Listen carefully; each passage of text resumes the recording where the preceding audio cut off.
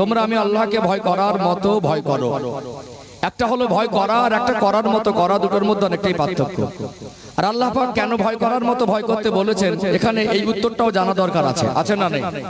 আছে না? একটু ক্লিয়ার করি। দেখবেন আমরা মানুষ মাঝে মাঝে শারীরিক ভাবে অসুস্থ হই না?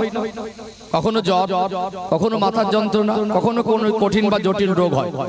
আমরা কে কখন অসুস্থ হবে এটা আমাদের কারোরই জানা নেই। নিজে অসুস্থ হই বা আমাদের পরিবার থেকে কেউ অসুস্থ হোক, আমরা অসুস্থ হলে কি করি? চুপ করে বসে থাকি না ডাক্তারখানায় যাই? ডাক্তারখানা যায় কেন যাই? সুস্থ হব বলে। আর ডাক্তার দেখাতে গেলে পয়সা খরচা হয়, ওষুধ কিনতে গেলে পয়সা খরচা হয়। পয়সা খরচা কেন করি? সুস্থ হব বলে। 30 বছর ধরে কষ্ট করে টাকা জমিয়েছে, ওই জমানো টাকার উপরে কিঞ্চিত হলে মায়া থাকে, কিন্তু অসুস্থ হয়ে গেলে নিজে হোক, সন্তান হোক আর বাবা মা হোক, আমরা সেই জমানো টাকা খরচা করি। কেন খরচা করি? সুস্থ হব বলে। টাকাও থাকে না, জমি জায়গা না থাকলে একটা মানুষ ভিক্ষা করেও চিকিৎসা করে। করে কি করে না? তাহলে জমি বিক্রি করে চিকিৎসা করে, ভিক্ষা করে চিকিৎসা করে, জমানো টাকা খরচা করে চিকিৎসা করে, ধার করে চিকিৎসা করে। চিকিৎসা করি কেন?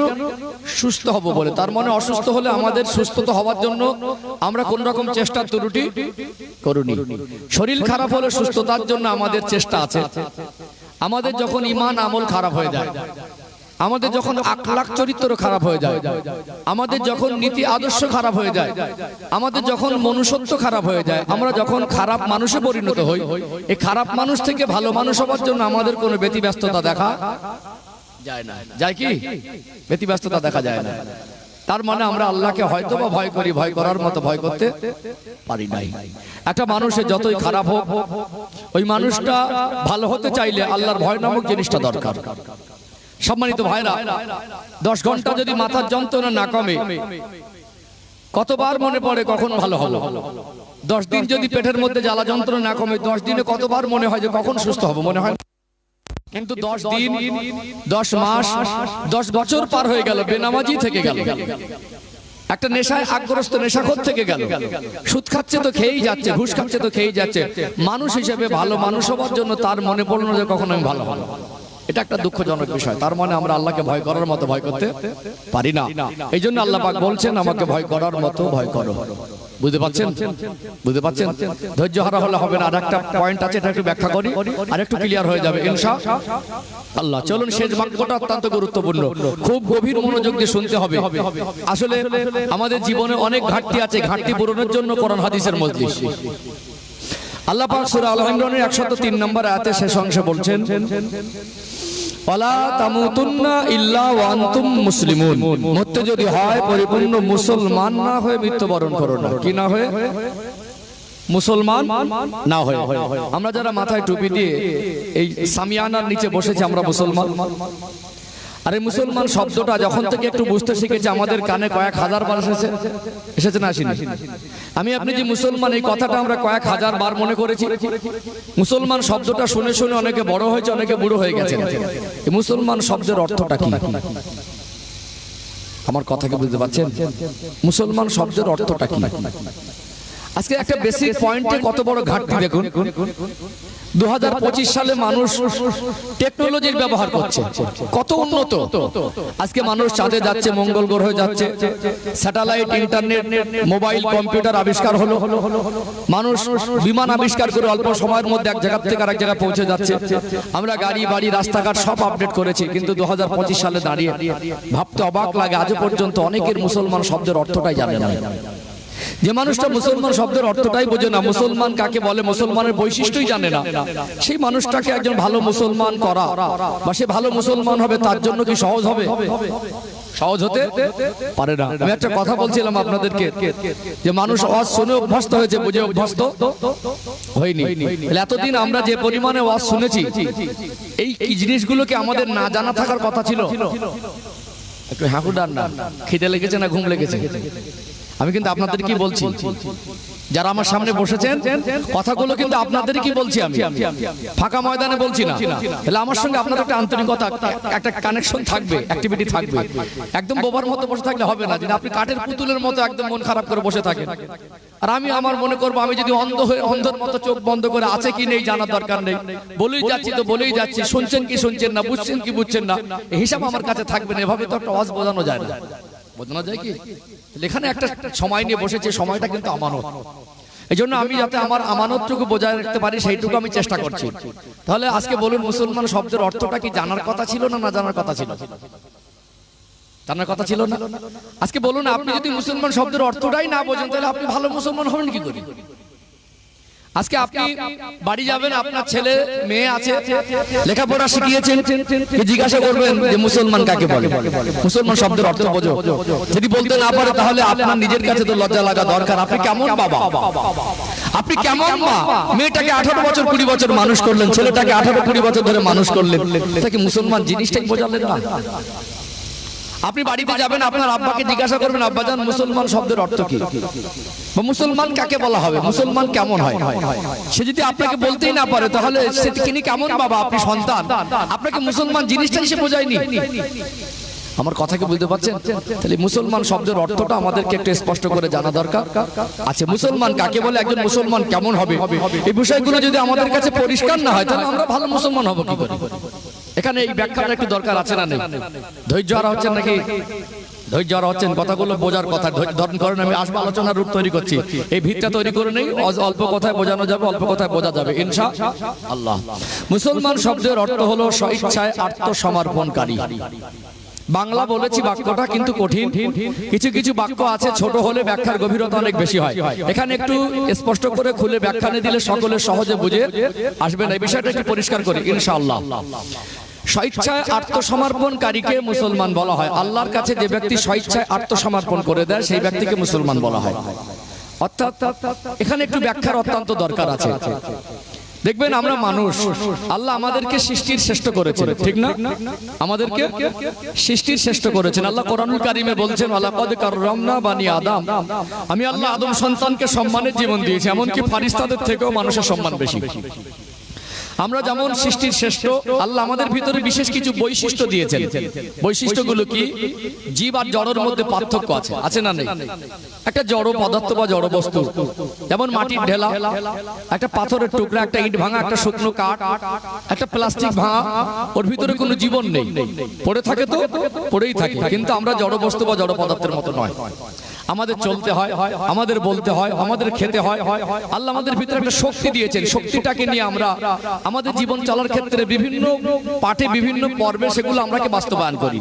একটা শক্তি আছে, সেই শক্তিটাকে আমরা আমাদের মতো করে পরিচালনা করি। মনে হলো একটা জায়গা থেকে আর একটা জায়গায় যাবো, তাহলে চলার শক্তি আছে, ওটাকে আমি বাস্তবায়ন করি, ওই চলার শক্তিটাকে ব্যবহার করে আমি সেখানে যাই। একটা কিছু আপনাকে বলবো, তাহলে আমার বলার শক্তি আছে, ওই শক্তিটাকে দিয়ে আমি বলি। একটা কিছু করব, করার শক্তি আছে, শক্তিটা দিয়ে আমি করি। তাহলে আমরা খেতে পারি বলে, বলতে পারি বলে, চলতে পারি বলে আল্লাহ আমাদের জীবনে যৌবন দিয়েছেন। এটা সৃষ্টিগত বৈশিষ্ট্য। একটা সময় এসে আল্লাহ মানুষ ও জাতির জীবনে মহিলা পুরুষ উভয়ের ভিতরে একটা যৌবন দিয়েছে, দিয়েছে না দেয়নি? তাহলে বলতে পারি বলে যা মন চায় তাই বলতে পারবো না, খেতে পারি বলে যা মন চায় তাই খেতে পারবো না, চলতে পারি বলে যেভাবে ইচ্ছা সেভাবে চলতে পারবো না। আল্লাহ যৌবন দিয়েছেন বলে যৌবনকে যেভাবে ইচ্ছা সেভাবে খরচা করতে পারবো না। মানুষ জাতির জীবনে তার জীবন যাপনের নিয়ম পদ্ধতি যদি গাইডলাইন না থাকে তাহলে পৃথিবীর সব মানুষ যে যার মতো বলতে থাকে, যে যার মতো চলতে থাকে, যে যার মতো করতে থাকে। তাদের ভিতরে কোনো আদর্শ শিক্ষা বা তাদের ভিতরে যদি কোনো নির্দিষ্ট একটা জীবন যাপনের নিয়ম পদ্ধতি না থাকে, আইন কানুন না থাকে, তাহলে মানুষ জাতি যে সৃষ্টির শ্রেষ্ঠ, এই শ্রেষ্ঠত্ব জিনিসটা তাদের ভিতরে আর বজায় থাকবে না। এটা যেমন থাকবে না, দ্বিতীয়ত মানুষ জাতির জীবনে শান্তিও থাকবে না। তৃতীয়ত গোটা বিশ্বের মধ্যে শান্তি শৃঙ্খলা বলে কিছু পাওয়া যাবে না। এই জন্য আল্লাহ তামাম কুল কায়নাতের স্রষ্টা, আর আল্লাহ যা কিছু সৃষ্টি করেছেন মানুষকে শ্রেষ্ঠ করেছেন। মানুষ জাতির জীবন যাপনের নিয়ম পদ্ধতি হিসাবে আল্লাহ ইসলাম নামক জীবন ব্যবস্থাকে দিয়েছেন। বলুন সুবহানাল্লাহ। তাহলে এর ভিতরে আমরা কিছু আদেশ আর নিষেধ পেয়েছি। তার মানে আমার রবের পক্ষ থেকে আমাদের উপরে কিছু আদেশ নিষেধ দেওয়া হয়েছে। এই ইসলাম নামক জীবন ব্যবস্থার মধ্যে হারাম হালাল আছে না নেই? আছে না? আমরা আমাদের ইচ্ছাকে আমাদের মতো করে ব্যবহার করতে পারবো না। আল্লাহর কাছে আত্মসমর্পণ করে দেবো। কি করে দেবো? আত্মসমর্পণ মানে যা মন চায় তাই করতে পারবো না। নিজের ইচ্ছাকে নিজের মতো করে ব্যবহার করা যাবে না। আল্লাহর কথা মতো, রসুলের কথা মতো জীবনটাকে অতিবাহিত করতে হবে। বিষয়টাকে আরেকটা উদাহরণ দিয়ে আরেকটু পরিষ্কার হয়ে যাবে ইনশাআল্লাহ। মগজে ঢুকছে? আমরা যখন গাড়ি বাড়ি জমি বিক্রি করে দেই, বিক্রি করে দেওয়া জিনিসে আমাদের আর কোনো অধিকার থাকে? অধিকার থাকে না। ঠিক তেমনি আমাদের ইচ্ছাকে আল্লাহর কাছে বিক্রি করে দিতে হবে। কি করে দিতে হবে? বিক্রি করে দিতে হবে। আমার পেটে ক্ষুধা আছে, দুপুরবেলা একটা রাস্তা থেকে আসছি, গাছের ডাল রাস্তায় ঝুঁকে আছে, পাকা পাকা বড় বড় আম ঝুলছে, কেউ নেই, ফাঁকা মাঠ। পেটে ক্ষুধা থাকার পরেও গাছটা অন্যের, আমার ক্ষমতা আছে, আমি পেড়ে খেতে পারবো, হাত দিয়ে পারতে পারবো, গাল দিয়ে খেতেও পারবো, তাহলে আমরা কি খেতে পারবো? লোকের ইচ্ছা আছে, ক্ষমতা আছে, ক্ষমতাকে আমাদের মতো করে ব্যবহার করি না। আমাকে আল্লাহ শক্তিশালী করেছে বলে আমি সবল বলে দুর্বলের উপরে কি আমার মতো করে ব্যবহার করব? ক্ষমতা পরে করব না। আমি বলতে পারি বলে ছোট বড় আমার কোনো বিবেচনা থাকবে না, যাকে যা ইচ্ছা তাই কি বলে দেবো না। খেতে পারি বলে আচ্ছা আল্লাহ যা কিছু নিষেধ করেছেন সেগুলো তো আমরা জানি, সেগুলোকে আমাদের মন মর্জি খাবো না। এই ইচ্ছাকে নিজের মতো করে আর ব্যবহার করা যাবে না। আল্লাহ এবং রসুলের কাছে বিক্রি করে দিতে হবে। গাড়ি বাড়ি জমি বিক্রি করে টাকা পয়সা পাওয়া যায়। পৃথিবীর কোন মানুষ যদি আল্লাহর কাছে তার ইচ্ছাকে বিক্রি করতে পারে, বিনিময়ে আমার আল্লাহ তার জান্নাতের 8টা দরজা উন্মুক্ত করে দেন। জোরে বলুন সুবহানাল্লাহ। মগজে ঢুকছে? একটু উদাহরণ দেবো, একটু পরিষ্কার হয়ে যাবে ইনশাআল্লাহ। ধৈর্য আছে তো নাকি? এই কথাগুলো আমি যদি খুব টানতে টেনে টেনে বলতাম এত সহজে বোঝানো যেত না। চলুন আরেকটু উদাহরণ দেই, আরেকটু পরিষ্কার হয়ে যাবে ইনশাআল্লাহ। ওদের অনেক রকম কোয়ালিটি আছে, হাসানো কথা আছে, কাঁদানো কথা আছে, ফলানো কথা আছে। হাসির কথা বললে মানুষ হাসবে, দুঃখের কথা শোনালে মানুষ দুঃখিত হবে, এটা স্বাভাবিক কথা, ঠিক না বেটি? তারপরে মানুষকে যদি আজকে দিনে একটা স্বাভাবিক ব্যাপার, সে যতই খারাপ হোক তাকে খারাপ বলে রেখে যায়। বুঝতে পারছেন না? মদ খাচ্ছে মদখোর বলুন, আপনার রেগে যাবে। সুদ খাচ্ছে সুদখোর বলুন, আপনার রেগে যাবে। ঘুষ খাচ্ছে ঘুষখোর বলুন, আপনার রেগে যাবে। হারাম খাচ্ছে হারামখোর বলুন, আপনার রেগে যাবে। আপনি বলুন আপনি খুব ভালো মানুষ, বাজারে গিয়ে বলুন গল্প করুন লোকটা খুব ভালো, বলবে আপনি আমার বন্ধু। তাহলে মানুষ আজকে অন্যায় করে, খারাপ মানুষকে খারাপ বললে তার পছন্দ হয় না, ফলানো কথা বললে মানুষ খুশি হবে, এটা স্বাভাবিক। বক্তা হিসাবে শ্রোতাকে খুশি করা কঠিন ব্যাপার নয়, কিন্তু দায়িত্ব পালন করাটা কঠিন। কথা বুঝতে পারছেন?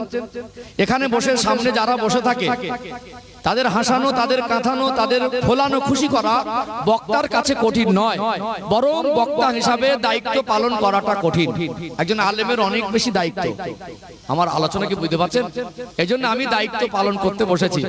একদিন এই মজলিস থাকবে, আমি আপনাদের মাঝে থাকবো না। আল্লাহর ডাক আসলে চলে যেতে হবে। সাধারণ মানুষ আলেমদেরকে অনেক বেশি ভক্তি শ্রদ্ধা করে, বিনিময়ে আমরা আমার কওমকে কি দিলাম? যার একটা চরম পরিস্থিতি আমাদের সামনে আর দেখতে হচ্ছে। আমরা ইসলাম জিনিসটা এখন আমার কওমকে বোঝাতে পারলাম না। আসল জায়গায় ঘাটতি রেখে তার জীবনে হাসিয়ে কাঁদিয়ে ফুলিয়ে দিয়ে তো তার জীবনের পরিবর্তন সহজ হবে না। হবে কি? একটা এক্সাম্পল দিই, উদাহরণ দিয়ে একটু পরিষ্কার হয়ে যাবে ইনশাআল্লাহ। ধৈর্য আছে তো? কথা বুঝতে পারছেন তো? হ্যাঁ, ছোট পরিবেশে যে কটা কথা বলছি মনের কান দিয়ে শোনে। আমাদের গায়ে যদি কোনো আমরা যখন কোনো অসুস্থ হই, ডাক্তারখানায় যাই তো তার থেকে চিকিৎসা নেওয়ার জন্য। কিসের জন্য? চিকিৎসা নেওয়ার জন্য। আমরা তার সঙ্গে বন্ধুত্ব করে বাড়ি আসার জন্য যাই না। এখন আপনি একটা কাজ করছেন, আমাদের দিকে খেজুর গাছ আছে না, খেজুর গাছ ঝোড়ার পরে ঝুড়ে ধীরে ধীরে একটু কাটাকুটি কাঠপালা টেনে আনতে গিয়ে একটা হাতে কাঁটা ফুটেছে, তাহলে আপনাকে নিজে নিজে মাস্টারি করা যায় না, অনেক সময় ভয় লাগে, যন্ত্রণার ব্যাপার আছে। এই জন্য আপনি ডাক্তারের কাছে গেলেন, শরীরে একটা কাঁটা ফুটে আছে যন্ত্রণার জন্য। এখন ডক্টর বাবুর কাছে গিয়ে দেখছেন চেম্বার বন্ধ, তার বাড়ি চলে গেলেন সন্ধান নিয়ে, যেহেতু এমার্জেন্সি একটা ব্যাপার। এখন ডক্টর বাবুর সঙ্গে কথাবার্তা বলে বাড়ি ডাকলেন। ডক্টর বাবু অনেক দূর থেকে কষ্ট করে এসেছেন, তো বসেন। তো বাড়ির থেকে বললেন এক কাপ চা এনে দাও, চা খাওয়ালো। বলে এক কাজ করো, তোমাদের বাড়ি কথা গল্প গুজব হতে হতে একটা সম্পর্ক তৈরি হয়ে গেল। কি হয়ে গেল? সম্পর্ক তৈরি হয়ে গেল। বললো ঠিক আছে, তোমার আলোচনা, তোমার কথাবার্তা ভালো লেগেছে, তোমার সঙ্গে আমার একটু বন্ধুত্ব করতে মন চাইছে। এক কাজ করো, আমার ফোন নাম্বারটা নিয়ে যাও, মাঝে মাঝে আমাকে ফোন করবে, মাঝে মাঝে মন চাইলে তুমি আমার বাড়ি আসবে, আমি তোমার বাড়ি যাব। অথচ চিকিৎসার কোনো প্রসঙ্গ নেই, ভালো করে বুঝবেন। তাহলে আপনাকে বন্ধুত্ব করে বাড়ি পাঠিয়ে দিল, আপনি গেলেন কাঁটা ফুটে আছে যন্ত্রণা কমানোর জন্য, সে প্রসঙ্গে আসলেন না। আপনি এসে বাড়ি ঘুরবেন আর বলবেন ডক্টরের কাছে গিয়েছিলাম, খুব ভালো ডাক্তার, আমার সঙ্গে খুব ভালো বন্ধুত্ব হয়েছে। এতে কি আপনার জীবনের সমাধান হলো? এখানে বসে আমি আপনাকে বন্ধুত্বের আচরণ করে আপনার মন জয় হবে সেই রকম কথা বলে চলে যাব, আর আপনার জীবনে ঈমান আমলের ঘাটতিটা থেকে যাবে। এতে কি কোনো লাভ হবে? এই জন্য মাঝে মাঝে কিছু কথা শুনতে খারাপ লাগলেও আমাদের ভালোর জন্য শুনতে হবে। শুনতে ভালো না লাগলেও যেটা আমাদের জন্য ভালো সেটা শুনতে হবে। কারণ একজন আলেম হিসেবে কোরআন হাদিসের কথা বলা, এর থেকে ভালো কথা তো আমার জন্য বলা আর সম্ভব না। তাহলে এই কথাটা খারাপ লাগলেও শুনতে হবে। কেন আপনার কাছে কোরআন হাদিস খারাপ লাগবে? খারাপ লাগা জিনিস তো না। কিন্তু মানুষের একটা রোগ কি জানেন?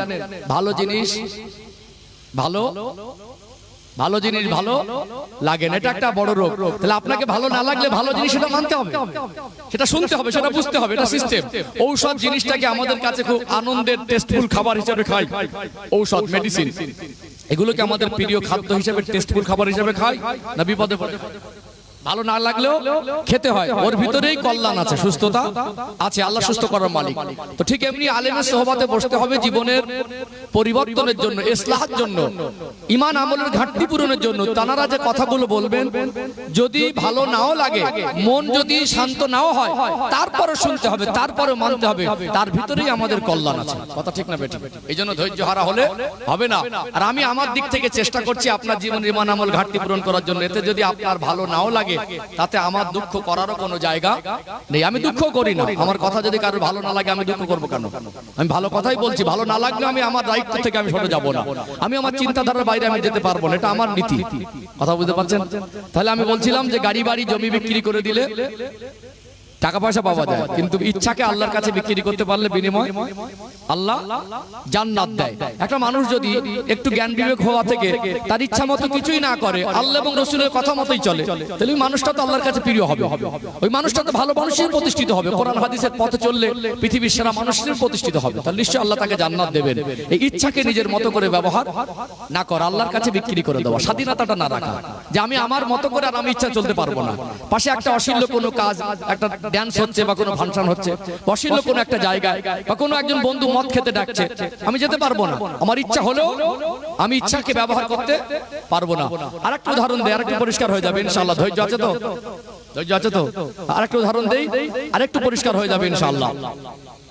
একটা মানুষ যদি রোজা রেখে সারাদিন যদি প্রচন্ড রোদে কষ্টের কাজ করে, খিদে লাগবে না? তার সাথে সাথে খিদের সাথে সাথে কি লাগবে? পানি, পিপাসা, ক্ষুধা আর পিপাসা। সারাদিন রোজা রেখে 5-7 ঘন্টা রোদে কাজ করলে, মাটি কোপানো বলেন, কোন ভারী বোঝা বলে, তাহলে খিদে লাগবে না? খিদে আর পিপাসা লাগবে না, স্বাভাবিক। কিন্তু ইফতারে 5-7 মিনিট বাকি, সামনে খাবার, সামনে কি? সামনে ঠান্ডা পানি। আর বিশ্বের মানুষ জাতির কাছে ফল ফ্রুট একটা প্রিয় খাদ্য, একদম থালায় খাঞ্চা সাজানো পছন্দের তাজা তরতাজা ফল, আর এরকম ঠান্ডা পানি সামনে আছে, 5 মিনিট ইফতারের বাকি, হাতে ক্ষমতা আছে, হাত কি পারে? ক্ষমতা থাকার পরেও ওই গ্লাসটা মুখে তুলে দেবে। সামনে খাবার আছে, আমরা কি ওই সময় পারি খাবারটাকে আমাদের ক্ষুধার জ্বালা নিবারণের জন্য ইচ্ছা মতো খেতে? যদি আমরা ওখানে আমাদের ইচ্ছাকে আমাদের মতো করে ব্যবহার করি, আল্লাহর কাছে ওটা রোজা হিসাবে আর গণ্য হবে না। এটা একটা আত্মসমর্পণের চিত্র। আত্মসমর্পণ বোঝাচ্ছিল না? স্বেচ্ছা আত্মসমর্পণকারীকে মুসলমান বলা হয়। এটা একটা আত্মসমর্পণের চিত্র। কিসের চিত্র? আত্মসমর্পণের। খিদে থাকে, পিপাসা থাকে, পানি থাকে, খাবার থাকে, অথচ খাবার ক্ষমতা আছে, কিন্তু আমরা ক্ষমতাকে ওখানে ব্যবহার করি না। ঠিক যেমন ইফতারি সামনে নিয়ে আমরা আত্মসমর্পণ করি, ওই আত্মসমর্পণ আমাদের জীবনে প্রত্যেকটা ক্ষেত্রে করতে হবে। চিন্তায়, চেতনায়, চলায়, ফেরায়, খাওয়ায়, ঘুমে, ওঠায়, বসায়, লেনদেনে, ব্যবসা বাণিজ্যে, সাংসারিক জীবনে, অর্থনৈতিক জীবনে, টোটাল জীবনের প্রত্যেকটা মুহূর্তে আমাদেরকে আত্মসমর্পণের ভিতর থেকে অতিবাহিত করতে হবে। অর্থাৎ আমরা ওই আত্মসমর্পণ পর্দার ক্ষেত্রে কেন করতে পারি না? ওই আত্মসমর্পণটা সুদের ক্ষেত্রে, ঘুষের ক্ষেত্রে কেন করতে পারি না? ওই আত্মসমর্পণটা নামাজের ক্ষেত্রে কেন করতে পারি না?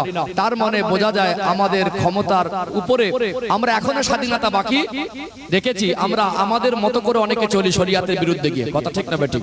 এর দ্বারা বোঝা যায় আমরা হয়তো বা মুসলমান মনে করি, কিন্তু প্রকৃত মুসলমান হতে পারিনি।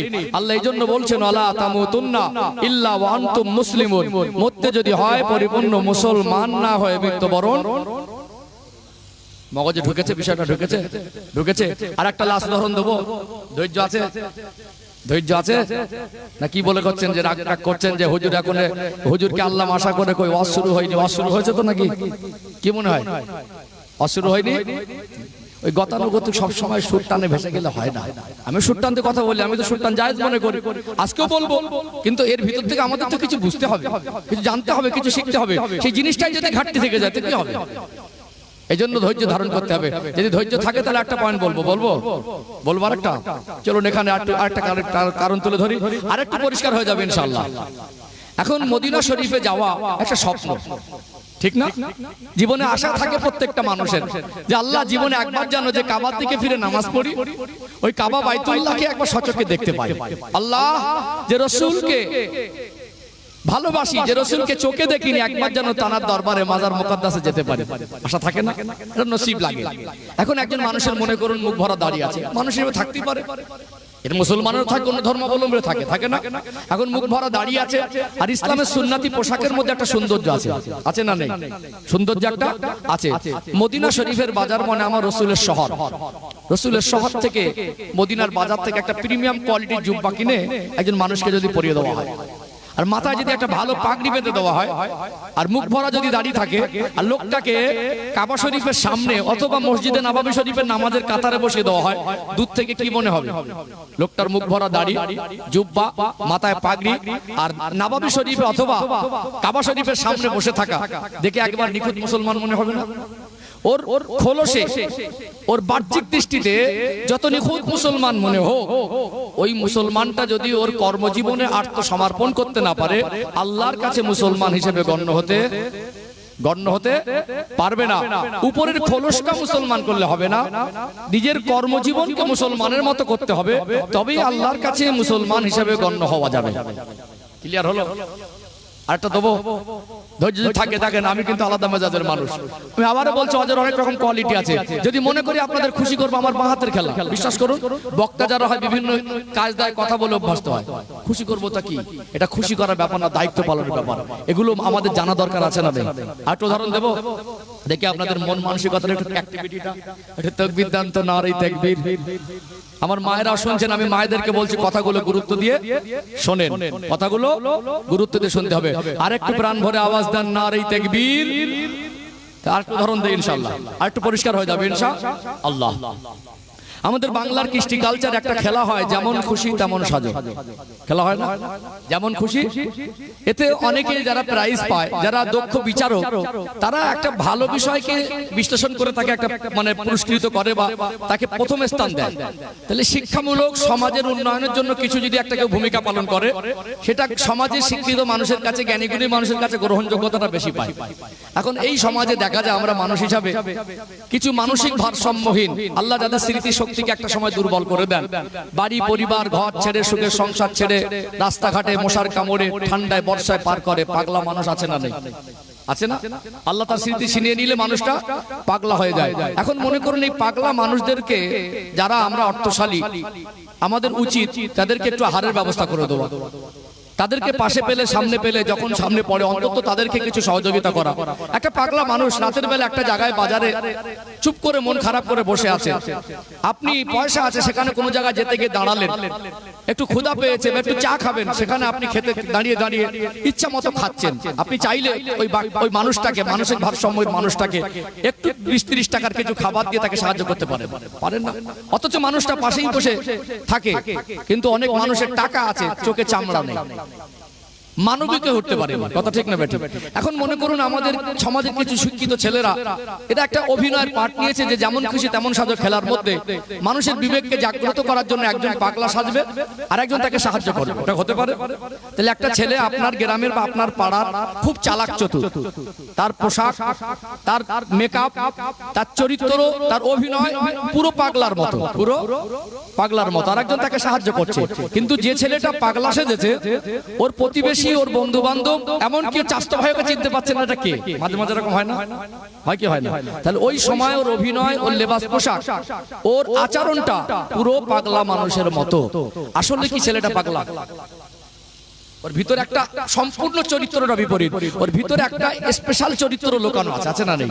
ঠিক আমাদের খোলস যতই অভিনয় করি মুসলমান সাজার মতো, আমাদের চিন্তা চেতনাকে, আমাদের চলাফেরাকে, আমাদের কর্মজীবনকে, আমাদের আদর্শকে আমরা যদি আল্লাহ এবং রসুলের কথা মতো স্বইচ্ছায় মেনে নিয়ে জীবন অতিবাহিত করতে না পারি, খোলসে খোলসে মুসলমান হয়ে উপরে মুসলমান সেজে আল্লাহর কাছে মুসলমান বলে গণ্য হওয়া যাবে না। এখন ছেলে মেয়ের বিয়ে হলে বেই বাড়ি যায়, নতুন নতুন বেই বিনের সম্পর্ক তো, আর বিন যদি ফোন করে বলে বেই আসেন, মিষ্টি মিষ্টি গলা। এখন আবার অনেকে বিনের পাগল, একেবারে সকাল সকাল সেলুন দোকানে গেছে, গিয়ে ভালো করে চুল দাড়ি সেভ করে একদম নতুন কুটুম বাড়ি, মনে একটা চকচকে ঝকঝকে জামা কাপড় পরে গেছে, নতুন নতুন একটা কুটুম। সেই দিন শুক্রবার, এখন বেই বাড়ি গেছে মানে চুল দাড়ি সেভ করে সাদা সাদা জামা কাপড় পরে আতর মেখে জুমার দিন শুক্রবারে মসজিদের ফাঁস কাতারে বসে আছে। উপর থেকে খোলস দেখে মনে হচ্ছে একেবারে পাকা মুসলমান। কিন্তু খবর নিয়ে দেখবেন লোকটা পাক্কা সুদখোর, খবর নিয়ে দেখবেন লোকে জায়গা দখল করে বসে আছে, খবর নিয়ে দেখবেন নিজে ইনসাফ করতে পারে না, বিচার করতে গিয়ে ঘুষ খেয়ে বসে আছে, খবর নিয়ে দেখবেন আজ বেই বাড়ি গেছে বলে জুমার দিন ফাঁস কাতারে ফেরেশতার মতো বসে আছে, বাড়ি যখন থাকে জুমার দিন আজান হয় ঘরে শুয়ে সে বিড়ি টানে। আছে না? আছে না? তাহলে আমাদের খোলস মুসলমান করলে হবে না, আমাদের উপরের চরিত্রকে মুসলমানের মতো করলে হবে না, ওর সাথে সাথে ভিতরের চিন্তা চেতনাকে, চলাফেরাকে, আখলাক চরিত্রকে, প্রত্যেকটা মানুষের দুই রকম চরিত্র, একটা বাহ্যিক একটা আভ্যন্তরীণ, উপরের চরিত্রের সাথে সাথে ভিতরের চরিত্রটাকে মুসলমান করতে হবে। এই জন্য আল্লাহ বলছেন ওয়ালা তামুতুন্না ইল্লা ওয়া আনতুম মুসলিমুন, মরতে যদি হয় পরিপূর্ণ মুসলমান না হয়ে মৃত্যুবরণ। অনেক ধৈর্য ধারণ করেছেন, এই কথাগুলো আমি অনেকটা সময় নিয়ে পাট পাট করে ধাপে ধাপে বুঝিয়েছি। ধৈর্য থাকলে তো আরো বোঝানো যায়, কিন্তু মানুষের একটা ধৈর্যের ব্যাপার আছে। আমার তো মনে হয় মোটামুটি বুঝতে পেরেছেন, আর অসুবিধা আছে নাকি? এই জন্য কোরআন শরীফের কথাগুলো গুরুত্ব দিয়ে শুনতে হয়, বুঝতে হয়। আমরা সেই মেজাজ হারিয়ে ফেলছি বলে এত টাকা খরচা করে জলসা দিয়ে আমরা কি পাই আর হুজুররা কি দিয়ে যায় সেইটা হিসাব মেলাতে পারি না। এই জন্য এখানে যখনই বসবেন তাড়াহুড়ো নেই, অধৈর্য নেই, ধৈর্য শিখে বসবেন, আলেমে সোহবতে বসবেন, কথাগুলো মনের কান থেকে শুনবেন, আমাদের জীবনের সমাধানের রাস্তা বের হবে ইনশাআল্লাহ। তাহলে এতক্ষণ বলার পরে আমরা যা বুঝতে পারলাম, আমরা উপরে উপরে মুসলমান মনে করলেও আমরা কর্মজীবনকে মুসলমানের মতো করতে পারি না। জীবনে একটা সমস্যার একটা হলো সমাধান, অসুস্থতা হলো একটা সমস্যা, সুস্থতা হলো সমাধান। হঠাৎ একটু স্বামী স্ত্রীর মনোমালিন্য, এটা একটা ছোটখাটো সমস্যা, আবার মিলে যাওয়াটা সমাধান। পারিবারিক ভাবে একটা প্রতিবেশীর সঙ্গে ক্ষণিকের জন্য ভুল বোঝাবুঝিতে ঝগড়া ঝামেলা হয়ে যায়, ওটা একটা ক্ষণস্থায়ী সমস্যা, আবার যখন কাঁধে কাঁধ মিলে যায় ওটার একটা সমাধান। ঠিক আমাদের জীবনের একটা বড় সমস্যা হলো আমরা হারাম হালাল সব জানি কিন্তু মানতে পারছি না। কেন পরিবর্তন হয় না? কেন কয়েকশো কোটি টাকা খরচা করছে জলসা বাবদ গোটা বাংলায়, কিন্তু বছরের শেষে দেখা যাচ্ছে মসজিদটাই খালি। বুঝতে পারছেন না? বছরের শেষে দেখা যাচ্ছে প্রতি বছরে বেপরদার সংখ্যাটা পার্সেন্টেজ বাড়ছে, সুদখোরের পার্সেন্টেজ বাড়ছে, ঘুষখোরের, জুলুমবাজি, ধোঁকাবাজি। তাহলে আমরা এত কিছু আপডেট করছি, আমাদের চরিত্রকে কেন আপডেট করতে পারছি না?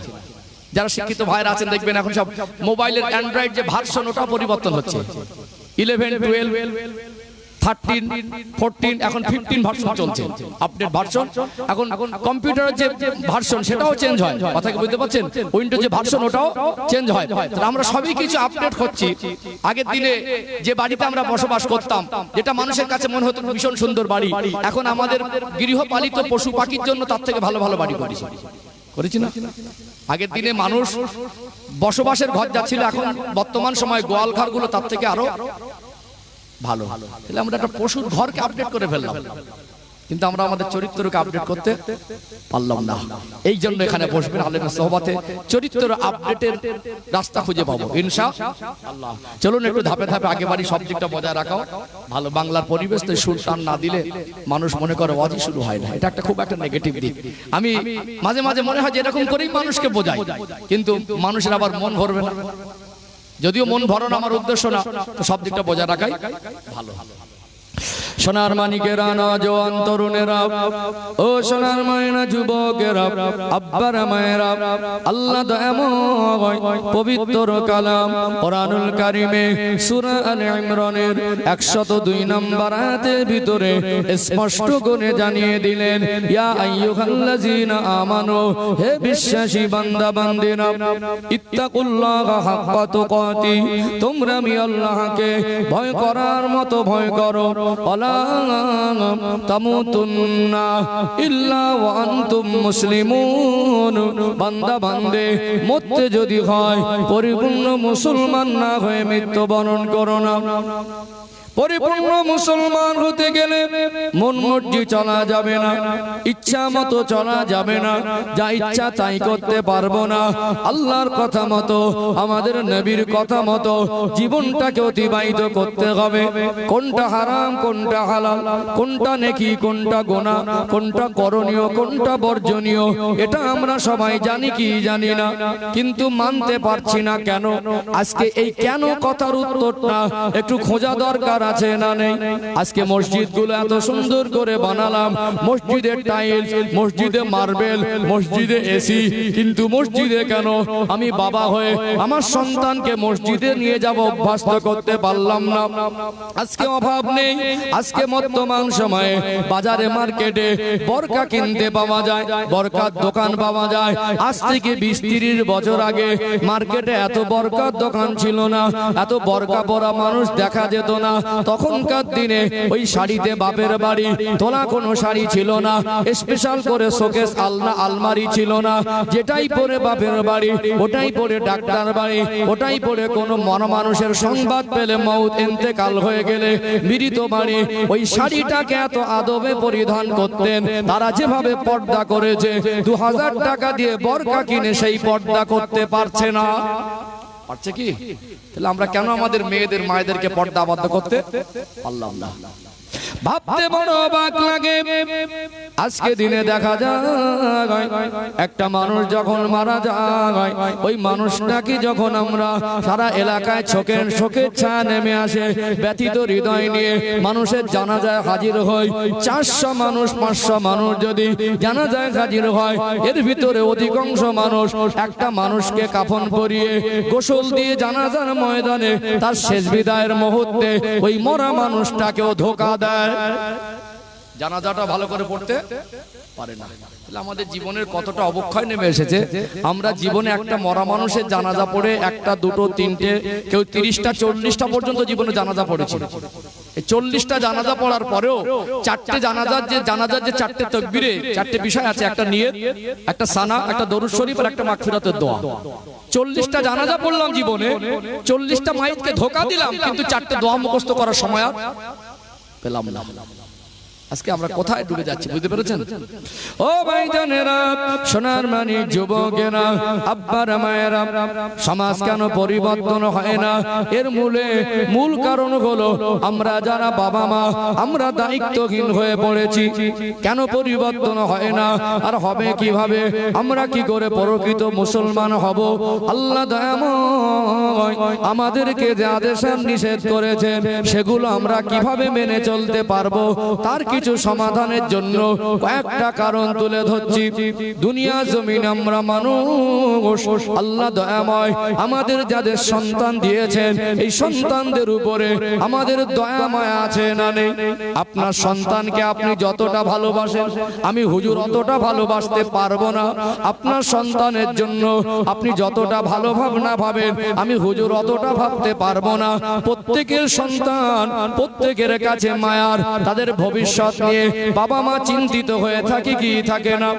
নবী আমার সোনার জবানে বললেন, আলা কুল্লুকুম রাঈন ওয়া কুল্লুকুম মাসউলুন আর রাইয়াতি। তোমরা প্রত্যেকে এক একজন দায়িত্ববান জিম্মাদার। তোমাদের দায়িত্ব আর কর্তব্য কতটুকু পালন করেছো আল্লাহর কাছে হিসাব দিতে হবে।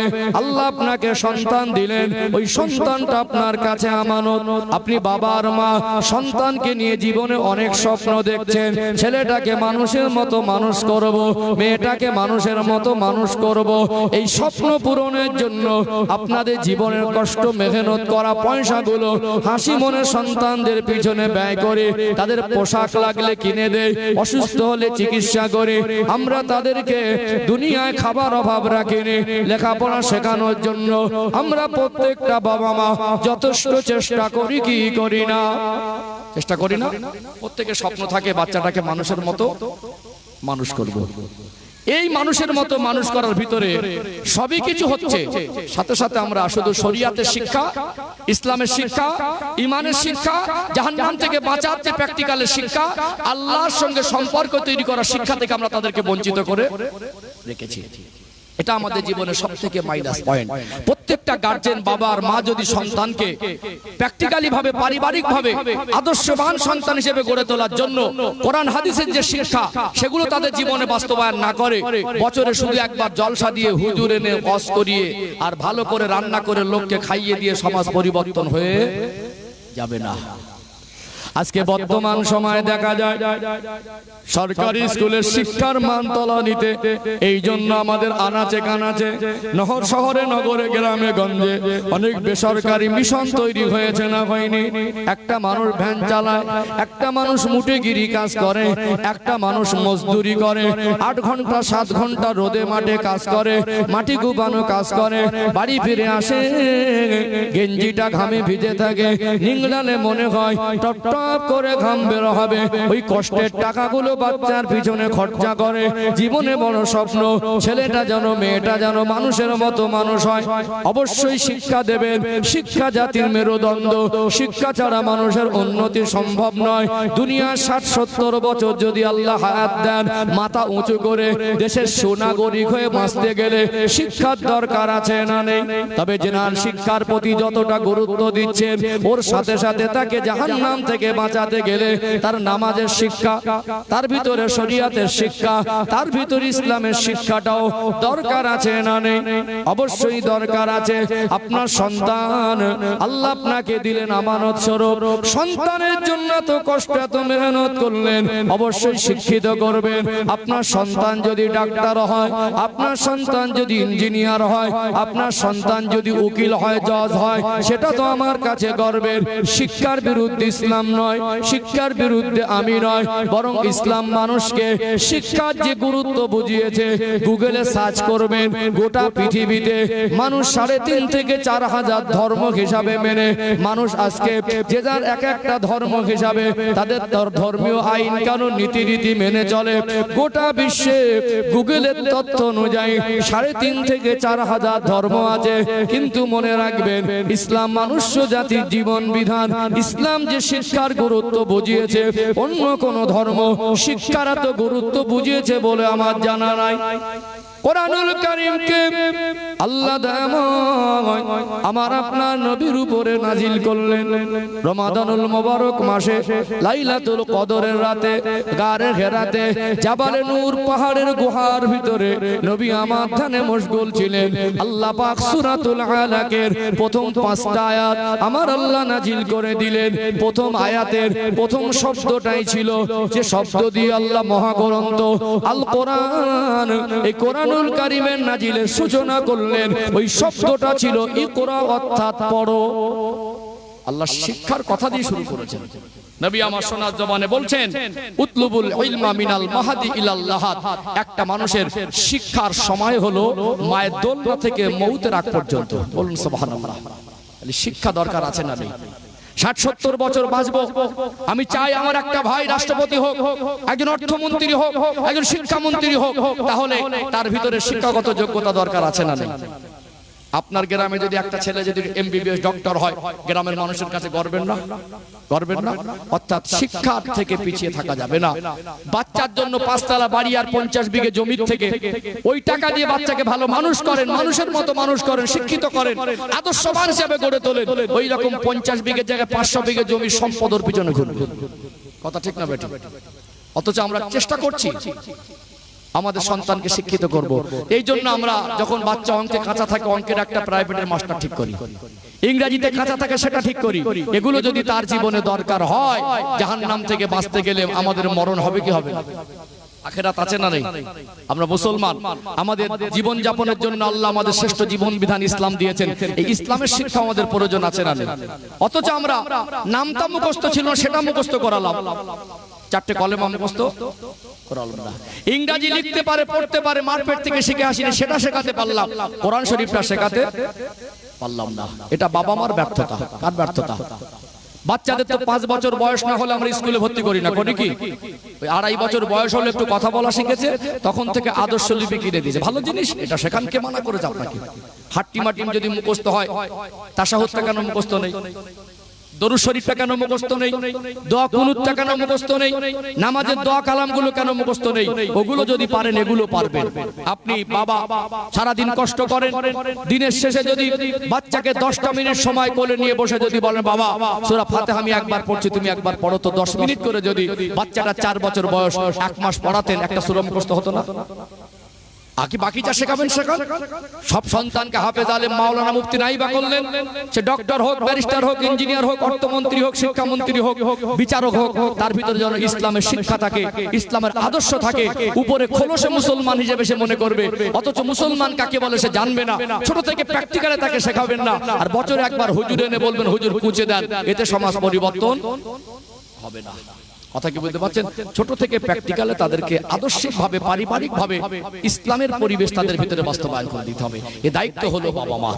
এই বাবা মা যদি এখানে দায়িত্ব পালনে ফেল হয়ে যায়, বাবা মা যদি এখানে দায়িত্ব পালনে ব্যর্থ হয়ে যায়, তাহলে আমাদের সন্তানদের চেহারা হিরোর মতো হলে ও মদ খাওয়ায় হিরো হবে, সুদ খাওয়ায় হিরো হবে, ঘুষ খাওয়ায় হিরো হবে, গুটখা খাওয়ায় হিরো হবে, গালাগালিতে হিরো হবে, নামাজে, আদর্শে, চরিত্রের দিক থেকে আদর্শবান হিসাবে হিরো হতে পারবে না। আপনি মা সারাদিন ব্যতিব্যস্ততার মাঝেও 10টা মিনিট আপনার সোনার মানিক বাচ্চা, তো 4 বছর, 3.5 বছর, 4.5 বছর বয়স, ওই বাচ্চাটাকে এখন স্কুলে ভর্তি করা হয়নি, ওই বাচ্চাটাকে 10টা মিনিট যদি সময় নিয়ে যদি দোয়া কুনুতটা পড়াতেন, 1 মাস মুখস্থ হতো না। অথচ এখন আমাদের মায়েদের অভ্যাস হয়ে গেছে সিরিয়াল খতম করা। আগে কোরআন খতম হতো, এখন কি খতম হয়? নাটক খতম হয়, গান খতম হয়, এখন অবশ্য রিলস ভিডিও। বুঝতে পারছেন? এখন আবার বাচ্চাদেরকে অভ্যাস করিয়ে ফেলেছে যে না, বাচ্চাদের মোবাইল না দেখালে খায় না। বুঝতে পারছেন না? বাচ্চাদের মোবাইলে কার্টুন না দেখালে। আচ্ছা, আপনাদের সময়, আমাদের সময় ছোটবেলায় মোবাইল ছিল না, তাহলে আমরা কি না খেয়ে মানুষ হয়েছি নাকি? খিদে লাগলে খাবার রাস্তা খুঁজে পাবেন না, আপনি 2 দিন 3 দিন কিছু বলেন না, মোবাইলই দেবেন না। এমন হয়ে গেছে বাবা মা, একটা 4 বছর 5 বছরের বাবার কাছে, ছেলে মেয়ের কাছে বাবা মা হেরে গেছে। কাঁদছে, মোবাইলটা দাও, মোবাইলটা দে, ওর কথা মতো চলছে। ও বাবা মার কথা মতো চলার দরকার। অথচ ওই 4 বছর 5 বছর বাচ্চা, 7 বছর 8 বছরের বাচ্চার কাছে বাবা মা এমন ভাবে মেরুদণ্ডহীন হয়ে পড়েছে, তাদের জেদ পূরণের জন্য তারা যা বলে তাই। তাদের আজকে মানসিক ভাবে ছোটবেলায় কাদার মতো নরম, যেভাবে খেলবো সেভাবে খেলবে। তাদের ছোট থেকে তাদের মাইন্ডটাকে এতটাই বিকৃত করে দিয়েছি, ছোট থেকে তাদের জেদ পূরণ করতে গিয়ে তাদেরকে আদর্শ শিক্ষা থেকে এতটাই গভীরে ঠেলে দিয়েছি, এতটা কুপাতে ঠেলে দিচ্ছি, আজকে আমরা তাদের কথা মতো চলছি। আপনি বছরে একবার হুজুরের জলসা দিয়ে পরিবর্তন করে দেবেন। আমার কথা কি অসুবিধা হচ্ছে নাকি? কি আপনি বাবা কোচিকে বলছে, কোচি এই দোকানে যা না বাবা, যা বল, এখন বলছে আমি যাবো না, বলছে যা তুই 10 টাকা নিবি। খুশি হয়ে গেল, কি নিবি? বলে 4টে তেরেঙ্গা নিবি, 1 বান্ডিল বিড়ি নিবি। আপনি তাকে বিড়ি আনতে পাঠাচ্ছেন, আপনার লজ্জা লাগে না? ও তো নেশার কি জিনিস বোঝে না। আপনি বাড়ি আসলেন, স্ত্রীর সঙ্গে কোনো ভুল বোঝাবুঝি হলো, গালাগালি দিচ্ছেন, তো মনে হবে গালাগালিতে পিএইচডি করেছে। ইসলামে তো গালাগালি নেই। আল্লাহ নবী সাল্লাল্লাহু আলাইহি সাল্লাম 63 বছরের জীবনে কোনোদিন জবান থেকে একটা অশ্লীল বাক্য তিনি ব্যবহার করেননি। আপনি কেমন স্বামী, আপনার লজ্জা লাগে না? আপনি স্ত্রীর উপরে গালাগালি দিচ্ছেন। এখন সেই রকম আমাদের ঘরের বৌমারা, আমাদের ঘরের মেয়েরা, আমাদের ঘরের ভাবিরা, চাচিমারা, এরাও সেই রকম তৈরি হয়েছে। কেউটে সাপের থেকে বিষ বেশি। গালাগালি দিলে উল্টো রিয়াকশন হচ্ছে না, হয় না? হ্যাঁ গো দেন না, হ্যাঁ গো দেন না। আপনি গালাগালি শুরু করবেন, ওদিক থেকে চালু করে দেবে। আপনি শুরু করে ওদিক থেকে চালু হবে গালাগালির পাল্টা গালাগালি। আপনি কেমন বাবার মা, আপনার ভিতরে এইটুকু মনুষ্যত্ববোধ নেই, এইটুকু লজ্জাবোধ হয় না? একটা নিষ্পাপ 7-8 বছরের বাচ্চা, আপনার আচরণটা সে দেখছে, সে শিখছে। আপনি আপনার স্ত্রীকে অশ্লীল ভাষায় গালি দিচ্ছেন, আপনার স্ত্রী আপনাকে অশ্লীল ভাষায় গালি দিচ্ছে। আপনার জবান থেকে তো ভালো কথা শোনে না, গালাগালিটাই শোনে। আপনার জবান থেকে তো ভালো কিছু শেখে না, গালাগালিটাই শিখছে। ও বড় হয়ে নামাজি হবে করে গালাগালি খোর হবে। এখন কথায় কথায় গালাগালি। প্যান্ট শার্ট ভালো, কিন্তু গালাগালি হিরো। মাঝে মাঝে শয়তানের মনে হয় লাফিয়ে ওঠে যে কার পাশে দাঁড়িয়েছে, এ তো মারাত্মক পয়জা, এ দোষ কার? হুজুরকে, হুজুর একটু ভালো করে ওয়াজ করেন তো, এলাকার ছেলে বলে ভালো না। বাবা মাকে দায়িত্ব নিতে হবে। সন্তানকে ডক্টর, মাস্টার, ব্যারিস্টার, ইঞ্জিনিয়ার করলেও ইসলাম এমন এক জীবন ব্যবস্থা, ইসলামের শিক্ষা মানুষকে প্রকৃত মানুষ বানিয়ে দেয়। যদি বলুন সুবহানাল্লাহ। নবী বলছেন, মাল্লাম ইয়ারহাম সাগীরানা ওয়ালাম ইউআক্কির কাবীরানা ফালাইসা মিন্না। যে বড়কে সম্মান করলো না, ছোটকে স্নেহ করলো না, ও আমার উম্মতের অন্তর্ভুক্ত নয়। আর ইসলাম যে আমরা মেনে চলি, আমরা যে মুসলমান, মুসলমান শব্দের অর্থটাই হলো আত্মসমর্পণকারী। আপনি আগে আত্মসমর্পণ করেন, তবেই মুসলমান বলে দাবি করেন। কথা ঠিক না বেঠিক? আগে আপনি বড়কে সম্মান করবেন, সম্মান করা অভ্যস্ত হবেন, সম্মান করা আমল করবেন, ছোটকে ভালোবাসা শিখবেন, তবেই বলবেন আমি মুসলমান। আজকে দেখবেন হঠাৎ করে 2 পয়সা হয়ে গেল, মানুষকে আর মানুষ মনে করে না। এখন সব আধুনিক শিক্ষা। কি শিক্ষা? আধুনিক শিক্ষা। হঠাৎ করে বাপের একটু পয়সা হয়ে গেল, একটু পদ পেয়ে গেল, বাবার বয়সে একজন মানুষ ভ্যান চালিয়ে খায়, তো কি হয়েছে? আজকে বর্তমান সময় হারাম খোরের থেকে হালাল খোরের দাম কমে গেছে। রাগ করছেন নাকি? হারাম খোরের সম্মান বেশি না হালাল খোরের সম্মান বেশি? টাকা আছে, ও সুদখোর হলো জন্য চিয়াত ছাড়বে, ঘুষখোর হলো চিয়াত ছাড়বে, কিন্তু একজন ভ্যান চালিয়ে খায়, ও সৎ, ও ন্যায়, কাউকে গালি দেয় না, কারোর মাল আত্মসাৎ করে না, কাউকে ছোট বড় বলে না, গরিব, গাড়ি আর বাড়ি নেই বলে সম্মান নেই। ঠিক বলছি না ভুল বলছি? একটা ছেলের বয়সী ছেলে, লোকটা ভ্যান চালিয়ে খায়, তো কি হয়েছে? তোমার বাপ জেসি রুমে পরে ঘুষ খায়, ওই ঘুষখোরের থেকে ভ্যান চালকের মূল্য আল্লাহর কাছে বেশি। এখন ওকে বলছে ভ্যানওয়ালা যাবি, শিক্ষা বুঝতে পারছেন? শিক্ষা বুঝতে পারছেন? দুটো পয়সা হয়েছে, একটু পরিচয় হয়েছে, ও ভ্যানওয়ালাকে বলছে এই ভ্যানওয়ালা যাবি। ভ্যানওয়ালা ছেলের বয়সে লেগে বলছে স্যার আপনি কোথায় যাবেন? এটা কোন স্যার? বুঝতে পারছেন না? তাহলে ও শিক্ষিত হয়েছে, ভিতরে প্রকৃত মানবতার শিক্ষা, মনুষ্যত্বের শিক্ষার অভাব হয়ে গেছে, গেছে না যায়নি। ইসলাম বলে তুমি আগে বড়কে সম্মান করো, ছোটকে স্নেহ করো, তারপরে তুমি মুসলমান বলে দাবি করো। আপনার সন্তানকে যদি ছোট থেকে ইসলামিক আদর্শ শেখান, কোরআন হাদিসের শিক্ষা শেখান, আল্লাহ রাসূলের আদর্শটা তার জীবনে বাস্তবায়ন করে দেন, তাহলে ওই সন্তানটা যদি কোনোদিন সমাজে নেতা হয়, বিচার করতে গিয়ে ঘুষ খাবে না, নেতা হলে চিটিংবাজ হবে না, আর কোনোদিন যদি শিক্ষামন্ত্রী হয় তো দুর্নীতিবাজ হবে না, কোনদিন যদি পয়সাও হয়ে যায় গরিবকে দেখে ঘৃণা করবে না। অর্থাৎ ইসলামের শিক্ষাটা আমাদের প্র্যাকটিক্যালে ছোট থেকে পারিবারিকভাবে আদর্শবান সন্তান হিসেবে গড়ে তোলার দায়িত্ব প্রত্যেকটা বাবা মার উপরে আছে না নেই? অথচ আমাদের থেকে তারা কি শিখবে? আমরা বাবা মা হিসাবে আমরা নিজেরা দায়িত্ববান হইনি। আমরা আমাদের সন্তানদের সামনে যে আচরণ করি, সন্তানদের সামনে আমাদের 24 ঘন্টার যে জীবন যাপনের ভিতর থেকে পবিত্রতা জিনিসটা আমরা হারিয়ে ফেলছি। তারা শিখবে কার কাছ থেকে? কথা মনে বুঝতে পারছেন না? তারা শিখবে কার কাছ থেকে? কষ্ট পাচ্ছেন নাকি? কথাগুলো বাস্তব না অবাস্তব? যতক্ষণ না আমরা গার্জিয়ানরা দায়িত্ববান হচ্ছি, ছোট থেকে বাচ্চাদেরকে ভালো মানুষের মতো মানুষ করার দায়িত্ব না নিচ্ছি, ততদিন না শুধু ওয়াজ দিয়ে সমাজ পরিবর্তন। ও ভাই জানেরা, সোনার মানিক যুবকেরা, আব্বারা মায়েরা, চলুন আর একটা বিষয় একটু ক্লিয়ার করে দেই। আজকে যতদিন যাচ্ছে বর্তমান সময় বেহায়াপনা বেড়েই যাচ্ছে কি যায় না। আল্লাহ দয়াময় কোরআনুল কারীমে বলেন অকরনা ফি বুয়ুতিকুন্না ওয়ালা তাবাররাজনা তাবাররুজাল জাহিলিয়াতিল উলা। ও দুনিয়ার মেয়েরা, দুনিয়ার মহিলারা জাহিলিয়াতের যুগের মেয়েদের মতো উলঙ্গপনা হয়ে বেহার মতো চলাফেরা করো না। আমার আল্লাহ পর্দার বিধানকে ফরজ করে দিয়েছেন, এটা আমরা সবাই জানি। তবে বর্তমান সময় আজ আমাদের ঘরে কিছু মা বোন ভিন্ন ধর্মাবলম্বীদের কালচারে আকৃষ্ট হয়ে ফ্যাশন আর মডার্নগিরি দেখাতে গিয়ে এরাও আজকে শর্ট পোশাক আর দুনিয়ায় খোলামেলা পোশাক পরে আজকে দুনিয়ায় দাপট দেখিয়ে বেড়াচ্ছে কি বেড়ায় না। মনে রাখবেন বোরকা পরা ফরজ নয়, পর্দা করা ফরজ। আজকে কিছু কিছু মানুষ আমাদের ঘরের কিছু কিছু মা বোন বোরকা কিনে পড়ছে বটে, কিন্তু পর্দাটা আদায় করে না। স্কিন টাইট যদি বোরকা হয় ওতে পর্দা হলো? বোরকা পরে যদি চুলটা খুলে ঘোরে ওতে পর্দা হলো? বুঝতে পারছেন না? আমাদের ঘরের মা বোনদের খোলসটাও মুসলমান, কিন্তু ভিতরটা মুসলমান হয়নি।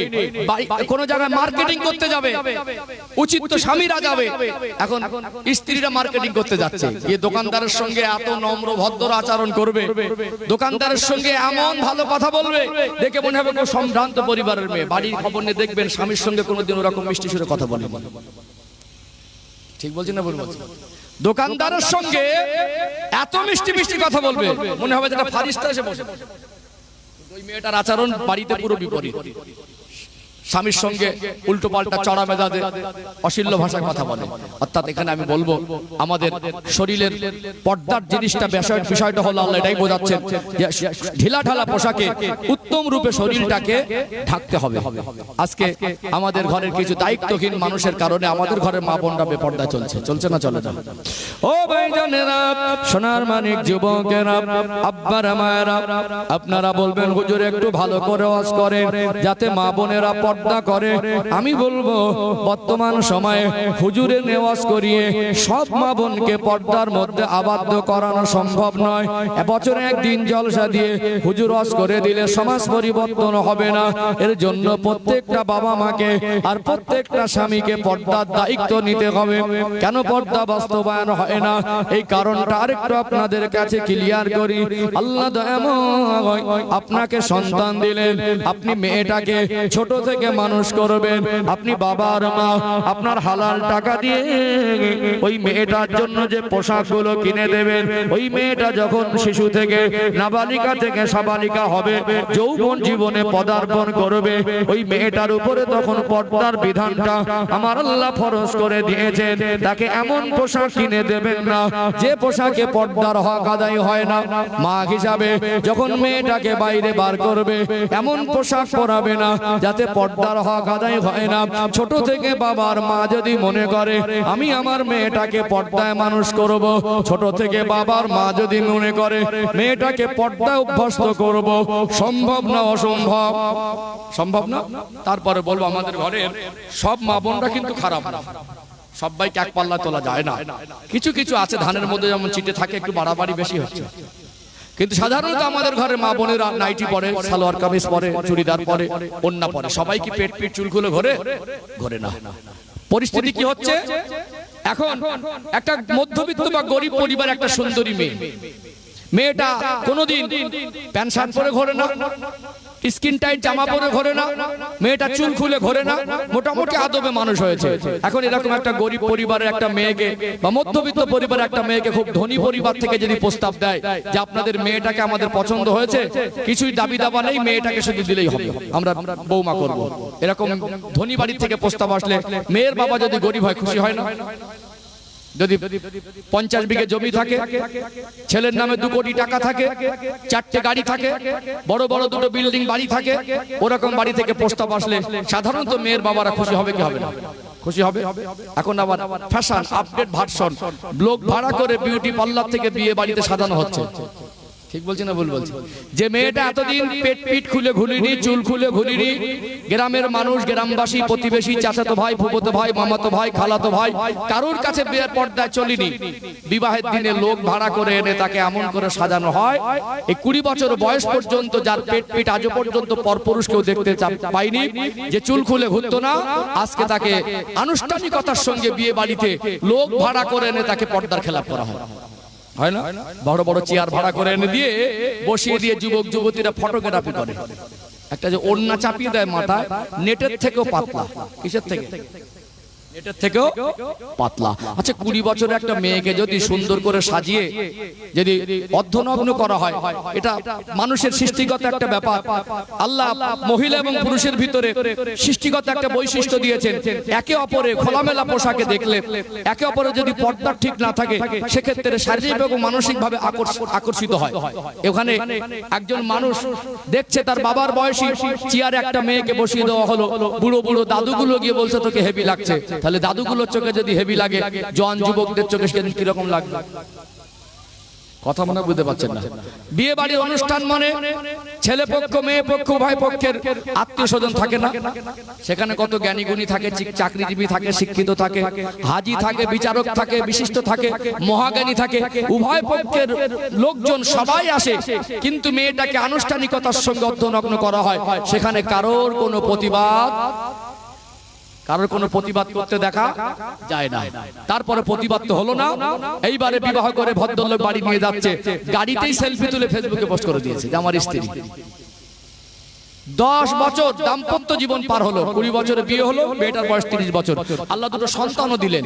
এই 10 বছর স্বামীর সঙ্গে জীবন অতিবাহিত করেছে, কোনোদিন স্বামী তাকে পর্দার কথা বলে না, স্বামী তাকে পর্দার পোশাক কিনে দেয় না, আর স্বামী মন থেকে চায় না তার স্ত্রী পর্দা করুক। আমি হুজুর ওয়াজ করে ওই মেয়েটাকে পর্দা আবদ্ধ করতে পারবো? আমার কথা কি বুঝতে পারছেন? আমি হুজুর ওয়াজ করে ওই মেয়েটাকে কি পর্দা আবদ্ধ করে দিতে পারবো? তাহলে স্বামী যদি দায়িত্ববান না হয়, হুজুরের ওয়াজ করিয়ে পর্দা বাস্তবায়ন হবে না। আর বাবা মা যদি দায়িত্ববান না হয়, হুজুর এনে ওয়াজ করিও দায়িত্ব মানে পর্দা বাস্তবায়ন করা যাবে না। বাবা মার দায়িত্ব হলো মেয়েদেরকে পর্দায় মানুষ করা এবং বিবাহের ক্ষেত্রে এমন একটা ছেলের হাতে তুলে দেওয়া যে ছেলেটা স্ত্রীর আমানতটুকু যেন বোঝে, তাকে যেন পর্দায় রাখে। এই পন্থা আমরা অবলম্বন না করলে আমরা হুজুর এনে কুচে দিয়ে ওয়াজ করেও সমাজে পর্দা বাস্তবায়ন সহজ হতে পারে না। এই জন্য আমাদেরকে সচেতন হতে হবে, আমাদের দায়িত্ববান হতে হবে। আল্লাহ পাক কোরআনুল কারীমে 28 নম্বর পারার 19 নম্বর পৃষ্ঠা সূরা তাহরিমের 6 নম্বর আয়াতের মধ্যে বলছেন, ইয়া আইয়ুহাল্লাযীনা আমানু, হে বিশ্বাসীগণ, কু আনফুসাকুম ওয়া আহলিকুম নারা, জাহান্নামের আগুন থেকে নিজে বাঁচো এবং আহল পরিবার বর্গকে বাঁচাও। যেমন নিজে ভালো হতে হবে, নিজে আদর্শবান হতে হবে, নিজে ইসলামের পথে প্রতিষ্ঠিত হতে হবে, আল্লাহ এবং রাসূলের কথা মতো চলতে হবে। আমাদের যারা আহল, আমাদের যারা পরিবার, আমাদের যারা সন্তান, তাদেরকেও জাহান্নামের আগুন থেকে বাঁচানোর জন্য আমাদের উপর আল্লাহ দায়িত্ব দিয়েছেন, তাদেরকেও সেইভাবে পরিবেশে মানুষ করতে হবে। আমরা গার্জেনরা যদি সচেতন না হই, সমাজ পরিবর্তন সহজ হবে না। আলোচনা মগজে ঢুকছে? তাহলে এখান থেকে বসে আমাদের পরিবর্তন হতে হবে। পরিবর্তন হয় না কেন? আমরা আজকে এত কিছু আপডেট করছি, আজকে বর্তমান সময় আমাদের ঈমান আমল কেন আপডেট করতে পারছি না? এখানে কারণগুলো বুঝতে পারছেন? আর একটা কিছু কারণ আমি তুলে ধরবো। তার আগে একবার তাকবীর দেন তো, নারে তাকবীর। খিদে লাগার তো কথা না, তো সকাল সকাল 11:30টায় তো শেষ করে দেবো, চিন্তার কি আছে? আর একটু মন খুলে আওয়াজ দেন, নারে তাকবীর। আর একটু জোর হলে ভালো হয়, একেবারে জীবান্ন ভাব হলে কেমন লাগে? এমনি আপনাদের মহল্লা ছোট, 40 ঘরে কি আর 500 মানুষ হবে? কি 40 ঘর যদি মহল্লা হয়, এতে কি আর 500 আর 5000 মানুষ আর স্বপ্ন দেখলে হবে? তাহলে যতগুলো মানুষ আছেন আলহামদুলিল্লাহ। এই জন্য একটু মাঝে মাঝে আল্লাহকে ডাকতে হয়। বহু মানুষ আছে 1 সপ্তাহে একবারও আল্লাহ বলে না মুখ থেকে, 1 মাসে একবার রুজু করেন, আছে না? এই জায়গা আসলে বসলে আল্লাহ বলনে ওয়ালাদের সোহবতে বসতে হয়। এখানে বসে আল্লাহ বলার জায়গাটা পরিবেশ, একটু মাঝে মাঝে আল্লাহকে ডাকতে হয়।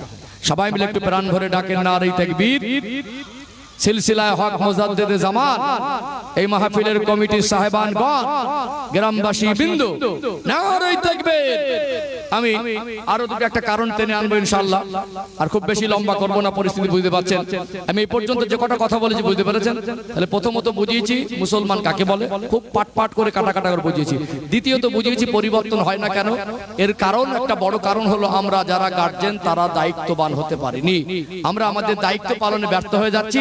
এই জন্য আমাদের গাড়ি বাড়ি হচ্ছে, আমাদের সন্তানদের জামা কাপড় চকচকে ঝকঝকে হচ্ছে, কিন্তু আমরা তাদের জামা কাপড়ের ফিটফাট করার চেষ্টা করছি, তাদের আখলাক চরিত্রকে আমরা পবিত্র করার চেষ্টায় ব্যর্থ হয়ে যাচ্ছি। এগুলো আমাদের সচেতন হতে হবে। পরবর্তী পর্ব আনবো। একটু দরুদ শরীফ না পড়লে মজলিসের হক আদায় হয় না, দরুদ শরীফ না পড়লে রহমত বর্ষণ হয় না। একটু দরুদ শরীফ পড়ে নিয়ে ইনশাআল্লাহ পরবর্তী পয়েন্টে আবার আলোচনা করব ইনশাআল্লাহ। মহব্বতে দরুদ শরীফ, আল্লাহুম্মা সাল্লি আলা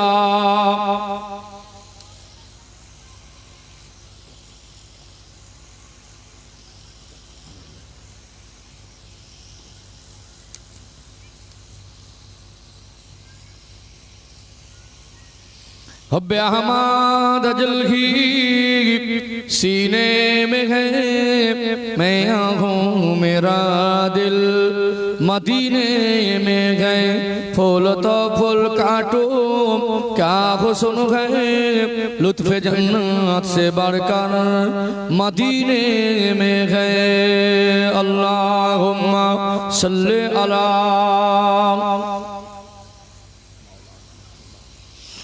وعلى آل سيدنا। इन हवाओं से कह दो न आए इधर, मुझको खुशबू की कोई जरूरत नहीं, जिनके खुशबू से महका सारा जहां, वो खुशबू नबी के पसीने में है। अल्लाहुम्मा सल्ली अला وعلى آل سيدنا। একটু জিকির করেন, লা ইলাহা ইল্লাল্লাহ, লা ইলাহা ইল্লাল্লাহ, লা ইলাহা ইল্লাল্লাহ মুহাম্মাদুর রাসূলুল্লাহ সাল্লাল্লাহু আলাইহি ওয়াসাল্লাম। সবাই পড়েন হাসবি রব্বি জাল্লাল্লাহ। আরো মহব্বতে হাসবি রব্বি জাল্লাল্লাহ মা ফি কলবি গায়রুল্লাহ নূর মুহাম্মদ সাল্লাল্লাহ হক লা ইলাহা ইল্লাল্লাহ লা ইলাহা ইল্লাল্লাহ লা ইলাহা ইল্লাল্লাহ মুহাম্মাদুর রাসূলুল্লাহ। আল্লাহুম্মা সাল্লি আলা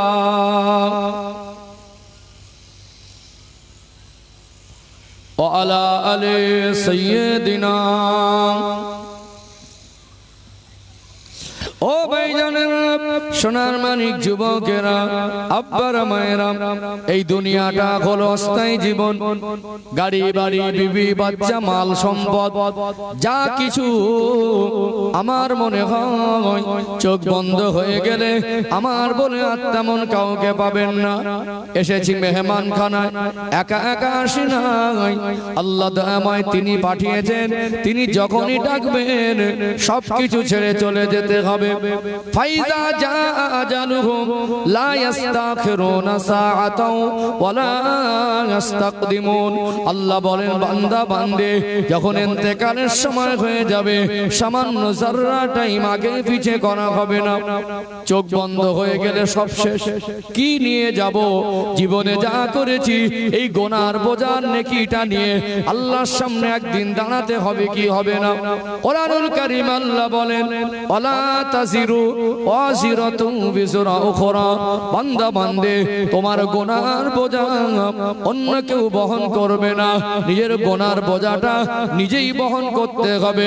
আমার আপনার গুনার ভাগীদার কেউ যদি না হয়, আমার আপনার গুনার বোঝা নিজেই যদি বহন করে, আল্লাহর কাছে যদি হিসাব দিতে হয়, এই জীবনের হিসাব নিকাশ করে আল্লাহ দয়াময় তিনি যদি জাহান্নাম আর জান্নাত নির্ধারণ করেন, এই জীবনটাকে পরিবর্তন দরকার আছে না নেই?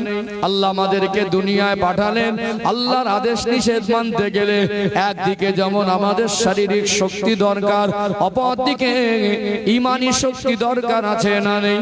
ঈমান একটা আলাদা জিনিস। পৃথিবীতে মানুষ যা কিছু অর্জন করে, মনুষ্য জাতির জীবনের সবথেকে দামি অর্জন হলো ঈমান। আল্লাহ কোরআনুল কারীমে বলেন, ওয়া ইন তা'উদ্দু নি'মাতাল্লাহি লা তুহসুহা। বান্দা বান্দে আমি আল্লাহ তোমাদেরকে এত বেশি নিয়ামত দিয়েছি, নিয়ামত গুলোকে গুনে গুনে তোমরা শেষ করতে পারবে না। মনুষ্য জাতি জীবনে আল্লাহ যা নিয়ামত দিয়েছেন আমরা গুনে শেষ করতে পারবো না। সবথেকে বড় নিয়ামত হলো ঈমান। সবথেকে বড় নিয়ামত ঈমান। যে ঈমান ছাড়া জান্নাত হারাম, ঈমান ছাড়া জান্নাতে যাওয়া। ঈমান জিনিসটাকে মজবুত করতে হবে। কি করতে হবে? ঈমান জিনিসটাকে মজবুত করতে হবে। ঈমান জিনিসটা যদি মজবুত না করি, আল্লাহ এবং রাসূলের সঙ্গে আমাদের সম্পর্কের গভীরতা যদি তৈরি না হয়, আমাদের জীবনের সঙ্গে সম্পর্ক যদি ঠিক না হয়, আমরা সহজে আল্লাহর হুকুমগুলো পালন করতে পারবো না। যেহেতু এখানে আমাদের সামনে আবার কুরবানির ঈদ আসছে, এই জন্য একটা ঈমানের পরীক্ষার একটা বিষয়, ঈমানি শক্তিটা একটু ক্লিয়ার করে বুঝিয়ে দিই ইনশাআল্লাহ। ও ভাইজানেরা, সোনার মানিক যুবকেরা, আব্বারা মায়েরা, আল্লাহ পাক কোরআনুল কারীমে বলেন, ইন্নাদ দীনা ইনদাল্লাহিল ইসলাম। একমাত্র আল্লাহর কাছে মনোনীত পথ সেটা হলো ইসলাম। ইসলাম হলো মনুষ্য জাতির জীবন ব্যবস্থার পূর্ণাঙ্গ জীবন বিধান। ইসলাম শ্রেষ্ঠ। আল্লাহ পাক কোরআনুল কারীমকে নাজিল করলেন। এই কোরআনুল কারীম হলো পৃথিবীর জমিনের শ্রেষ্ঠ কিতাব। অর্থাৎ আল্লাহ পাক আমার আপনার তকদীর, আমার আপনার নসিব, আমার আপনার কপালকে আমার আল্লাহ অনেক বড় করেছেন। আল্লাহ দয়াময় তার প্রিয় হাবিব, দয়ার নবী, মায়ার নবী, রাহমাতাল লিল আলামিন আমার রাসূলুল্লাহর উম্মত হওয়ার সুযোগ দান করে দিয়েছেন। আমরা শ্রেষ্ঠ নবীর উম্মত, শ্রেষ্ঠ কিতাব পেয়েছি, ইসলাম নামক আল্লাহর পক্ষ থেকে শ্রেষ্ঠ জীবন ব্যবস্থা পেয়েছি। এই মনুষ্য জাতি হলো সৃষ্টির শ্রেষ্ঠ। আমরা সৃষ্টির শ্রেষ্ঠ, কিতাব পেলাম শ্রেষ্ঠ, ধর্ম পেলাম শ্রেষ্ঠ, অর্থাৎ আল্লাহর মনোনীত, এবং নবীও পেলাম শ্রেষ্ঠ। এই শ্রেষ্ঠ জিনিসগুলো সব একত্রিত হয়ে গেলে একটা পাওয়ার তৈরি হয়, ওটা হলো সুপ্রিম পাওয়ার, সুপার পাওয়ার, ওটা হলো ইমানি পাওয়ার। পৃথিবীতে মনুষ্য জাতির জীবনের সবথেকে দামি অর্জন হলো ঈমান। পৃথিবীর মনুষ্য জাতির জীবনে যা কিছু অর্জন করে সবথেকে দামি শক্তি হলো ঈমান। জোরে বলুন সুবহানাল্লাহ। ঈমান এমন এক জিনিস, ঈমান এমন এক বিষয়, এটাকে নিয়ে যদি একটু ব্যাখ্যা করা যায়, ঈমানি শক্তির সঙ্গে কোনো শক্তির তুলনা করা যায় না। তবে এর বিষয়গুলোকে কিছু কিছু সূক্ষ্ম ব্যতিক্রম বিষয়গুলোকে নিয়ে যদি বাস্তবতার সঙ্গে মিল করা যায়, ঈমানি শক্তির, ঈমানি পাওয়ারটা সহজে বোঝা যায়। ভালো করে বুঝবেন, যদি আল্লাহ 50 বছর রহমতের পানি বর্ষণ বন্ধ করে দেয়, আজকে 2025 সালের গোটা বিশ্বের মধ্যে যারা বৈজ্ঞানিক আছে, বিজ্ঞানের প্রযুক্তি দিয়ে, বিজ্ঞানের টেকনোলজি দিয়ে আল্লাহর মতো করে পানি বর্ষণ করে বিশ্বের মানুষের প্রয়োজন মেটানো সম্ভব হবে? সম্ভব হবে না। কিন্তু একটা মানুষের যদি পরনে ছেঁড়া জামাও হয়, তালি দেওয়া হয়, ঘরটা যদি ভাঙাচোরাও হয়, লোকটার ভিতরে যদি নবীর মহব্বত থাকে, তার আদর্শ যদি ভালো হয়, সে যদি প্রকৃত মুসলমান হয়, তার জীবন যাপনে যদি আল্লাহ খুশি হয়, তার সঙ্গে যদি আল্লাহ সম্পর্ক তৈরি হয়, ওই মানুষটা যদি কাঁদে, ওর দুফোঁটা চোখের পানি জমিনে পড়ার আগে আল্লাহ রহমতের পানি দিতে পারে না? এটা কি শক্তি? ইমানি শক্তি দিয়ে যা হয়, বিজ্ঞান সেটা করতে পারবে না। আজ থেকে অনেক পিছনের কথা মনে করিয়ে দেয় আপনাদেরকে। খুব বেশি দিনও যদি না যান, 30-40 বছর আগে, 50 বছর আগে যারা মুরব্বী আছেন বলুন, তখন মানুষের খাবার কষ্ট ছিল না? ছিল না? শুনেছেন দাদুদের কাছ থেকে খাবার কষ্ট ছিল। সকালবেলা উঠে মায়ের মন খারাপ, রাতের বেলা পেট পুরে খেতে দিতে পারিনি, পাশের বাড়ি ধনী মানুষটার বাড়ির কাছে গিয়ে বলেছে, বাড়িতে চাচিমাকে যদি একটু পান্তা ভাত বেশি হয়, হাঁস মুরগিকে না দিয়ে আমাকে দিলে বাচ্চাগুলোকে খেতে দিতাম। অন্যের বাড়ির থেকে ধার করে এনে খাইয়েছে, চেয়ে এনে খাইয়েছে।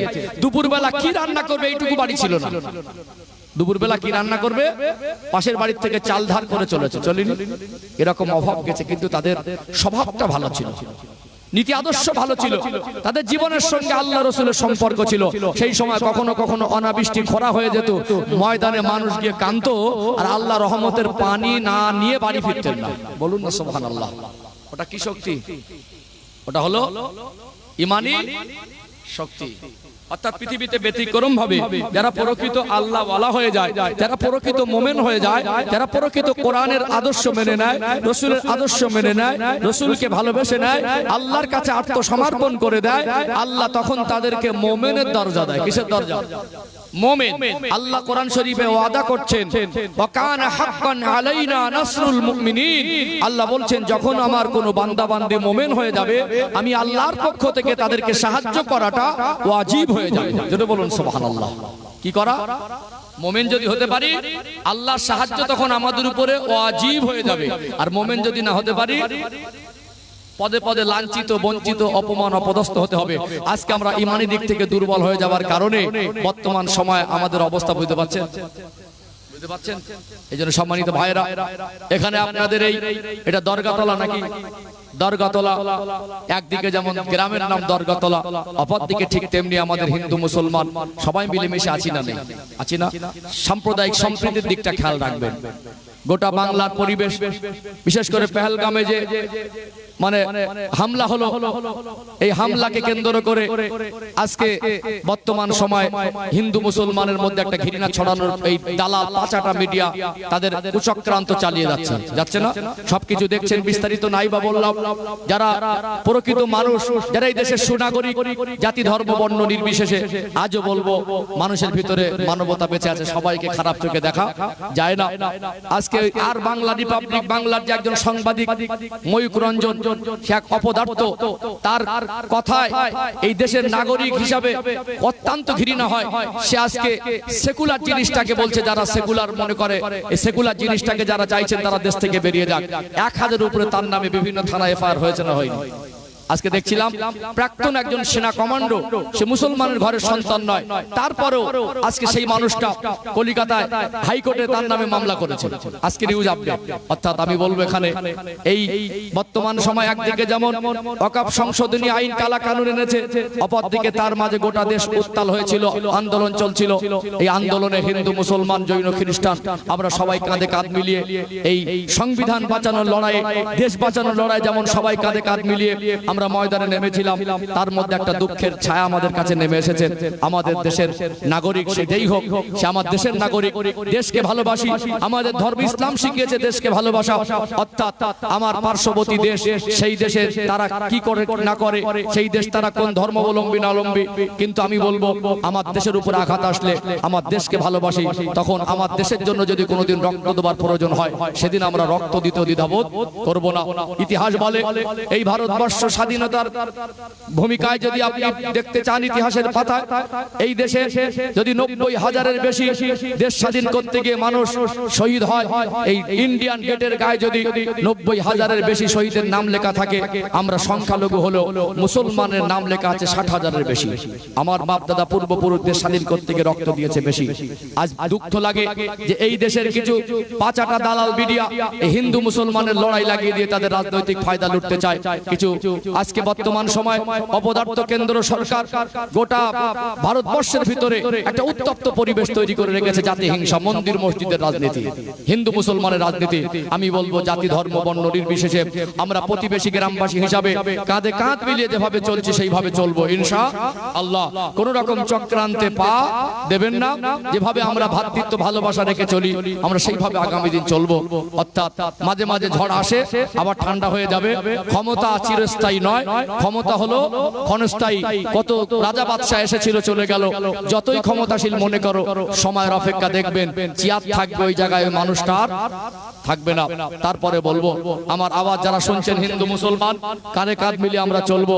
আমরা সাম্প্রদায়িক সম্প্রীতির দিকে আমরা সব সময় খেয়াল রাখবো ইনশাআল্লাহ। আমি এতটুকু আপনাদের বলতে চাই।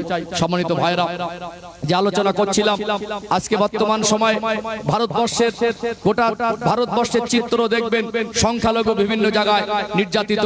এর কারণে আমরা দেখতে পাচ্ছি আমার অনেক হিন্দু ভাইরা তারা সরব হয়েছে না হয়নি, হয়েছে না? আমরা যেখানেই থাকি প্রতিবেশীর সঙ্গে সুসম্পর্ক রাখবো ইনশাআল্লাহ। আজকে আমি দেখছিলাম নিউজে বিভিন্ন খবরে এই বাঙালিদেরকে হেনস্থ করা হচ্ছে। আজকে যদি কোনো অনুপ্রবেশকারী পাকিস্তানি বা বাংলাদেশি হয় অবশ্যই আমরা তার বিরুদ্ধে আমার দেশের অনুপ্রবেশকারীকে আমার দেশের সরকার তাদেরকে ধরে অবশ্যই সাজার ব্যবস্থা করুক। কিন্তু যারা এই বাঙালি বিভিন্ন রাজ্যে কাজকর্ম সূত্রে গিয়েছে, গুজরাটে অনেক বাঙালিদেরকে ধরে হেনস্থা করা হচ্ছে, অন্য অন্য রাজ্যে অনেক বাঙালিদেরকে ধরে সেখানে হেনস্থা করা হচ্ছে। বিভিন্ন খবর সংবাদ মাধ্যম আমরা দেখতে পাচ্ছি। অর্থাৎ এখানে বলবো জাতি ধর্ম বর্ণ নির্বিশেষে আমরা বাঙালি হিসাবে, এই বাংলার মানুষ হিসাবে আমরা আমাদের ভাই হোক, আমরা আমাদের প্রতিবেশী হোক, সে যেই ধর্ম দেখবো না, মানুষ হিসেবে মানবতার জায়গা থেকে যেই মানুষ আজকে বিপদে থাকুক আমরা সবাই কাঁধে কাঁধ মিলিয়ে তাদের পাশে দাঁড়াবো ইনশাআল্লাহ। অন্যায়ের বিরুদ্ধে আমরা সরব হয়েছি এবং আগামীতেও হব। আল্লাহ আমাদের ভারতবর্ষের জমিনে শান্তি সম্প্রীতির সঙ্গে মিলেমিশে চলার তৌফিক দান করেন, বলেন আল্লাহুম্মা আমিন। সম্মানিত উপস্থিতি, যে কথা বলছিলাম আমি মূল আলোচনায় ফিরে আসি। তাহলে আজকে আমাদেরকে বর্তমান সময় দেখতে হয়, আমি ইমানের কথা বলছিলাম, মনে আছে তো? ইমানের কথা বলছিলাম। আমরা ইমানি দিক থেকে দুর্বল হয়ে পড়েছি। ইমানি শক্তি হলো শ্রেষ্ঠ শক্তি। মোমেন যদি হয়ে যায় তাহলে আল্লাহর সাহায্য আমাদের উপরে ওয়াজিব হয়ে যাবে। আল্লাহ বলছেন ওয়ালা তাহিনু ওয়ালা তাহজানু ওয়া আনতুমুল আলাউনা ইন কুনতুম মুমিনিন। বান্দা তোমরা যদি মোমেন হয়ে যেতে পারো, আমি আল্লাহ বলছি দুনিয়ার কোন শক্তি আর ব্যক্তি তোমাদের ক্ষতি করতে পারবে না। আমরা আল্লাহর সঙ্গে সম্পর্ক দুর্বল করে ফেলেছি। আল্লাহর সঙ্গে সম্পর্কের গভীরতা যত বেশি, আল্লাহ সৃষ্টি জগতের মধ্যে আল্লাহ তাকে তত বেশি দামি বানিয়ে দেয়। দেখবেন আমার রাসূলের সঙ্গে সবথেকে আল্লাহর সম্পর্ক বেশি ছিল না কম ছিল? এসেছিল না? আল্লাহ ওয়ালাদের ভিতরে একটা ইমানি শক্তি পাওয়া যায়। জানেন আল্লাহ ওয়ালা বলে আমরা জানি আল্লাহর ওলি, তারাই কিন্তু মুমিন বান্দা। আবার যিনি মুমিন বান্দা তাকে আল্লাহ ওয়ালা বলে সম্বোধন করা যেতে পারে, তারা আল্লাহর বন্ধু।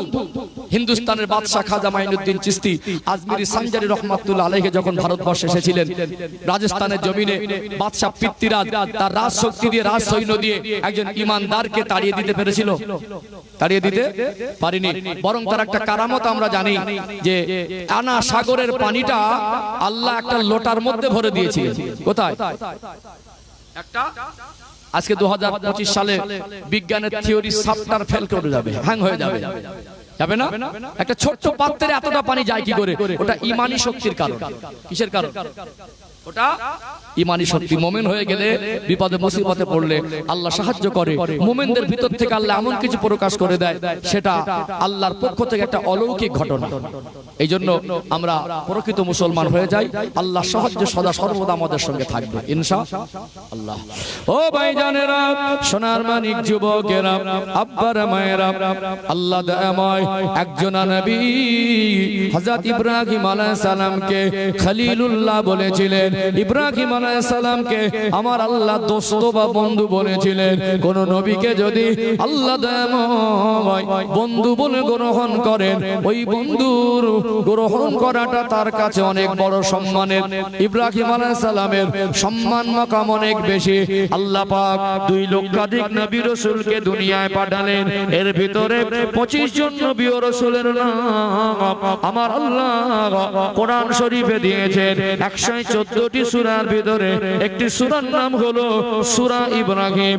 একজন নবীর নামকরণে আল্লাহ একটা কমপ্লিট সূরা নাজিল করলেন। আর একজন নবীর নাম আল্লাহ কোরআন শরীফে দিলেন।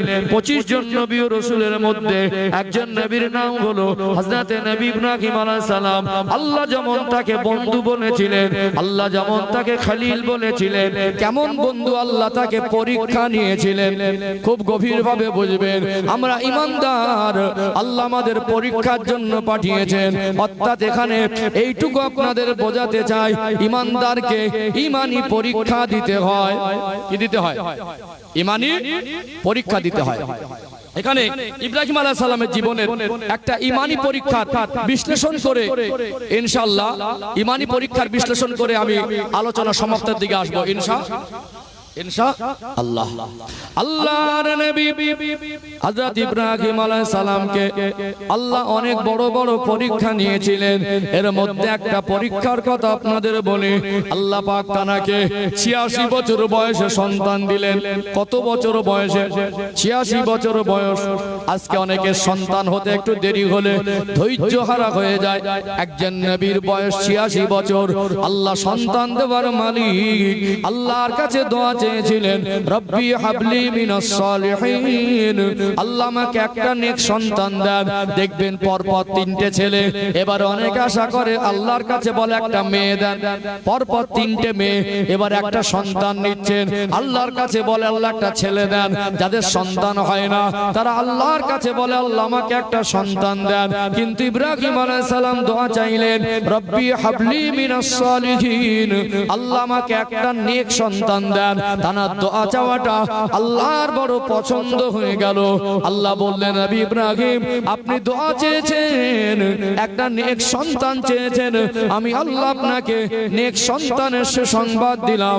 আল্লাহ কোরআন শরীফে বলেন, ফাবাশশারনাহু বিগুলামিন হালিম, হে আমার নবী ইব্রাহিম আমি আল্লাহ আপনাকে নেক সন্তানের সুসংবাদ প্রদান করলাম। যেমন দোয়া চেয়েছেন, দোয়ার ফল হিসেবে 86 বছর বয়সে আল্লাহ সন্তান দিলেন। নবী সন্তান, বাপও নবী, ছেলেও নবী। আমরা অনেকে সন্তানের বাবা মা আল্লাহর কাছে নেক সন্তান চাই না, এটা আল্লাহর শিক্ষা। যখন সন্তানের বাবা মা হবেন আল্লাহর কাছে নেক সন্তান চাইতে হবে। কি সন্তান? নেক সন্তান চাইতে হবে। 80 বছর পার হয়ে 86 বছর বয়সে একটা সন্তান পেল। সন্তানের মায়া মহব্বত সন্তান না হলে বোঝা যায়? সন্তান না হলে বোঝা যায় না। অর্থাৎ এই সন্তান একটা আলাদা মায়ার জিনিস, যেটা বাবা মা যারা না হয়েছে এই অনুভূতি তাকে সব পুঙ্খানুপুঙ্খানুরূপে বোঝানো সম্ভব নয়। আমার কথাটা যারা সন্তানের বাবা মা তারাই উপলব্ধি করতে পারছেন। একসময় আমার আল্লাহ নিজের পছন্দের জিনিস, এত মায়ার জিনিস, সেই সন্তানকে কুরবানির আদেশ দিয়েছিলেন না? দিয়েছিলেন না? এখানে ঘটনা আপনাদের জানা আছে, জাস্ট আমি ইমানি পরীক্ষার বিষয়টা একটু খুব সূক্ষ্মভাবে বিশ্লেষণ করবেন ইনশাআল্লাহ। এর ভিতর থেকে আমাদের ইমানি শিক্ষা বেরিয়ে আসবে ইনশাআল্লাহ। ও ভাইজানেরা, সোনার মানিক যুবকেরা, আব্বারা মায়েরা, ইব্রাহিম আলাইহিস সালামকে আল্লাহ স্বপ্নের মধ্যে বললেন, হে আমার নবী ইব্রাহিম, আপনি কুরবানি করেন। ঘুম ভেঙে গেল, উঠে বসে পড়লেন, ভাবতে লাগলেন, আল্লাহ আমায় কুরবানি করতে বলেছেন। আমরা সাধারণ মানুষ, নবীরা হলেন অসাধারণ মানুষ। আমরা সাধারণ মানুষ স্বপ্ন দেখে, কত দুনিয়ায় বাজে বাজে স্বপ্ন দেখে, কত ভালো স্বপ্ন দেখে। সাধারণ মানুষের স্বপ্ন আর নবীদের স্বপ্ন এক নয়। নবীদের স্বপ্নটাও হলো একরকম। সকাল হয়ে গেল, 100 উট কুরবানি করে দিলেন। তিনি ভাবতে লাগলেন, আল্লাহ আমায় কুরবানি করতে বলেছেন, আমি কুরবানি করে দিয়েছি। দ্বিতীয় দিন রাতে ঘুমিয়ে গেলেন। আবার ঘুমের মধ্যে আল্লাহ স্বপ্নের মধ্যে বলতে লাগলেন, হে আমার নবী ইব্রাহিম, আপনি কুরবানি করুন। ঘুম ভেঙে গেল, আবার ভাবতে লাগলেন, আমি তো গতকাল একই স্বপ্ন দেখেছিলাম, আমি তো কুরবানি করেছিলাম। মনে হয় আল্লাহ দয়াময় আমার কুরবানি মঞ্জুর করেন নাই। তিনি দ্বিতীয় দিন আবার 100 উট কুরবানি করে দিলেন। আবার তৃতীয় দিন রাতে একই স্বপ্ন দেখলেন, হে আমার নবী ইব্রাহিম, আপনি কুরবানি করুন। কুরবানি আপনি ওই বস্তুকে কুরবানি করুন যেটা আপনার কাছে সব থেকে প্রিয়। ঘুম ভেঙে গেল, উঠে বসে পড়লেন, ভাবতে লাগলেন, আল্লাহ থেকে 2 দিন আগে থেকে আমায় বোঝাতে চেয়েছেন, আমি একটু বুঝতে দেরি করে ফেলেছি। আমাকে আল্লাহ কুরবানি করতে বলেছেন, মনে ওটা উট কুরবানি নয়। আমার কাছে সব থেকে প্রিয় বস্তু যদি থাকে, আমার কাছে সব থেকে মায়ার জিনিস যদি থাকে, তিনি অন্য কেউ নয়, তিনি হলেন আমার কলিজার টুকরা ইসমাইল। আল্লাহর হুকুম একজন ইমানদার হিসাবে তিনি কখনো অমান্য করতে পারেন না। নবীদের ঈমান আর আমাদের ঈমান একরকম নয়। আমাদের ঈমানে ভেজাল আছে, আমাদের ঈমানে ঘাটতি আছে, আমাদের ঈমান কমজোর আছে। যারা নবী হন তাদের ঈমানে ঘাটতি থাকে না। থাকে কি? তাদের ঈমানে ঘাটতি থাকে না। এখন নবী ইব্রাহিম আলাইহিস সালাম যখন কনফার্ম হয়ে গেলেন আল্লাহ তার প্রিয় বস্তুটাই তাকে কুরবানি করতে বলেছেন, তিনি এই জিনিসটাকে বাস্তবায়ন করবেন। এই বিষয়টা সহজ না কঠিন? কি মনে হয়? শুধু কঠিন না অনেক কঠিন? কানে শোনা আর বলা আর বাস্তবায়ন করা, দুটোর মধ্যে আসমান জমিন পার্থক্য আছে না? নেই? আছে না? তারপরে একজন নবী। এখানে একটা বিষয় ক্লিয়ার হবে, আল্লাহর হুকুম মানুষের হিসাবে, যুক্তিতে, বুদ্ধিতে যতই অযৌক্তিক মনে হোক, আল্লাহর হুকুম মানলে বান্দার ক্ষতি হয় না, বরং তার ভিতরে কল্যাণ থাকে। বলুন সুবহানাল্লাহ। আল্লাহ মানুষকে এমন ভাবে পরীক্ষা নেন যে তুমি আমার বান্দা, আমি আল্লাহকে কতটা ভালোবাসো, আমি আল্লাহকে কতটা বিশ্বাস করো, আমি আল্লাহকে রবকে, সৃষ্টিকর্তাকে তুমি কেমন ভাবে মানো, সেটা আল্লাহ একটু ভালো করে যাচাই বাছাই করে নেন। যেমন ভাবে আল্লাহকে মানে, আল্লাহ তার সম্মান ততটাই বাড়িয়ে দেয়। ও ভাইজানেরা, সোনার মানিক যুবকেরা, আব্বারা মায়েরা, মায়ের কাছ থেকে বিদায় নিতে গেলে মার জান কষ্ট পাবে। বিস্তারিত কিছু না বলে হযরতে হাজেরাকে, নবী ইসমাঈল আলাইহিস সালামের মা হাজেরাকে ডেকে বললেন, ও হযরতে হাজেরা, ইসমাঈলকে সুন্দর করে গোসল করিয়ে উত্তম পোশাকটা পরিয়ে দেন। উত্তম পোশাক পরিয়ে দিয়ে হাত ধরে মিনা ময়দানে নিয়ে যাচ্ছিলেন। যাবার পথে শয়তান ইবলিস ধোঁকা দিতে লাগলেন যে বাচ্চাটা তখন নাবালেগ অবস্থায়, ছোট বাচ্চা নবী ইসমাঈল আলাইহিস সালাম, ফুটফুটে চেহারা, মিঠি মিঠি মুখে কথা বলে। শয়তান ইবলিস মনের মধ্যে ওয়াসওয়াসা দিতে লাগলেন, হে ইসমাঈল, তুমি কি জানো তোমার আব্বা তোমায় কোথায় নিয়ে যাচ্ছে? তোমার আব্বা তোমায় নিরিবিলি নির্জনে নিয়ে যাচ্ছে তোমাকে জবাই করার জন্য। একটা ছোট বাচ্চা, তার মনে যদি এমন খেয়াল উদয় হয়, শয়তান ওয়াসওয়াসা দেয়, আব্বাকে জিজ্ঞাসা করবে কি করবে না? আব্বা জান, আপনি আমাকে কোথায় নিয়ে যাচ্ছেন? নবী হয়ে তারা মিথ্যার আশ্রয় নেন না। এখন কিভাবে সন্তানকে বলবেন যে তোমাকে জবাই করতে নিয়ে যাচ্ছি? এই মুহূর্তটা আল্লাহর কাছে এত ভালো লেগে গেল, তখন নবীদের সঙ্গে দুই বাপ বেটার যে কথা হয়েছিল, ওই কথোপকথনটা আল্লাহ হুবহু কোরআন শরীফে দিলেন। এই কোরআন শরীফের আয়াত পড়ার আগে এখানে একটা বিষয় আপনাদের ক্লিয়ার করি। এই ইমানি পরীক্ষা 2025 সালে বোঝানোর জন্য বলছে, আর তো নবী আসবেন না, আমাদের নবী শেষ নবী। 2025 সালে যদি আল্লাহ নবী পাঠিয়ে এরকম একটা ইমানি পরীক্ষা নিতেন, 2025 সালের বহু মুসলমান ইমান হারা হয়ে যেত। এরা পরীক্ষা দেওয়া তো দূরের কথা, একজন নবীর পরীক্ষার কথা শুনে ইমান হারিয়ে ফেলতো। এক শ্রেণীর মানুষ এই মুসলমান বলতো যে মানুষটা বাচ্চাকে জবাই করতে নিয়ে যাচ্ছে, মানুষটার মেজাজ আর সুস্থ নেই। কি বলতো? মানসিক সুস্থতা নেই। বলতো লোকটার কোনো মেন্টালিটি সমস্যা থাকতে পারে, হসপিটালে ভর্তি করো, বলতো না? জীবন হিসাব কি বলে? এক শ্রেণীর মানুষ বলতো যে একটা মানুষ হয়ে বাচ্চাকে জবাই করতে যাচ্ছে, ওই মানুষটা নবী হতে পারে না, বলে বসতো। কি মনে হয়? আমার কথা কি বুঝতে পারছেন? ভালো করে ওয়াজ কিন্তু বুঝে নেওয়া জিনিস, ভালো করে বুঝবেন। এই জামানায় যদি আল্লাহ ইব্রাহিম আলাইহিস সালামকে পাঠাতেন, এরকম একটা পরীক্ষায় ফেলে দিতেন, বহু ইমানদার নবী পরীক্ষা দিচ্ছেন, তিনি তো উত্তীর্ণ হবেন, আমরা সেই ইমানের শিক্ষা দেওয়া দূরের কথা, অনেক মানুষ ইমান হারা হয়ে যেত। এই জন্য আল্লাহর হুকুমের ভিতরে অনেক শিক্ষা থাকে কি থাকে না? থাকে না? থাকে না? ও ভাইজানেরা, সোনার মানিক যুবকেরা, আব্বার মায়েরা, ইব্রাহিম আলাইহিস সালাম সন্তানকে হাত ধরে নিয়ে যাচ্ছেন, শয়তান ওয়াসওয়াসা দিলেন। হযরত নবী ইসমাঈল আলাইহিস সালাম আব্বা জানের হাত ধরে, নবী ইব্রাহিম আলাইহিস সালামের হাত ধরে বলতে লাগলেন, ও আব্বা জান, আপনি আমাকে কোথায় নিয়ে যাচ্ছেন? নবী হয়ে তো মিথ্যার আশ্রয় নিতে পারেন না। তখন ছেলেটার ফুটফুটে চেহারা, বাপ নবী সন্তান নবী, যে বাচ্চাটা তখনও নাবালেগ, ওই সময় বলতে লাগলেন, ক্বালা ইয়া বুনাইয়া ইন্নী আরা ফিল মানামি আন্নী আযবাহুকা ফানজুর মাযা তারা। হে আমার বৎস, হে আমার কলিজার টুকরা সন্তান, আমি আল্লাহর পক্ষ থেকে আদেশ পেয়েছি আপনাকে কুরবানি করার জন্য, সেটা আমি বাস্তবায়ন করতে যাচ্ছি। এর বিষয়ে আপনার কোনো মতামত থাকলে বলেন। আব্বার কথা শুনে ছেলেটা বলতে লাগলেন, ক্বালা ইয়া আবাতি ফাল মা তুমার সাতাজিদুনি ইনশাআল্লাহু মিনাস সাবিরিন। হে আমার সম্মানিত পিতা, আল্লাহ সৃষ্টিকর্তা যেমন আদেশ করেছেন আপনি সেটাই বাস্তবায়ন করুন, আপনি আমাকে সবরকারীদের মধ্যে পেয়ে যাবেন। মিনা ময়দানে নিয়ে গেলেন। বাবার বেটা সন্তানের গলায় ছুরি চালানো এটা সহজ ব্যাপার নয়। ছেলেটা বলতে লাগলেন, আব্বা জান, আপনি যখন আমাকে গলায় ছুরি চালাবেন, আপনি আমার হাত আর পা ভালো করে দড়ি দিয়ে বেঁধে দেবেন, কেননা কষ্টে যদি হাত পা ছোটাছুটি নাড়ানাড়ি করে, আপনি আমার সম্মানিত পিতা, আপনার শরীরে যদি পায়ের আঘাত লেগে যায় বেয়াদবি হয়ে যাবে।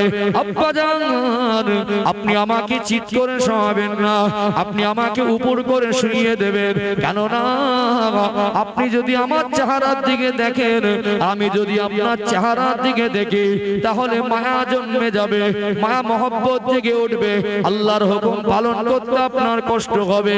আব্বা জান, আমি আল্লাহর হুকুমে যদি কুরবানি হয়ে যায়, আপনি আমার পরনার পোশাকটা ফেলে দিয়ে যাবেন না, আমার মা হাজেরার কাছে আপনি নিয়ে যাবেন।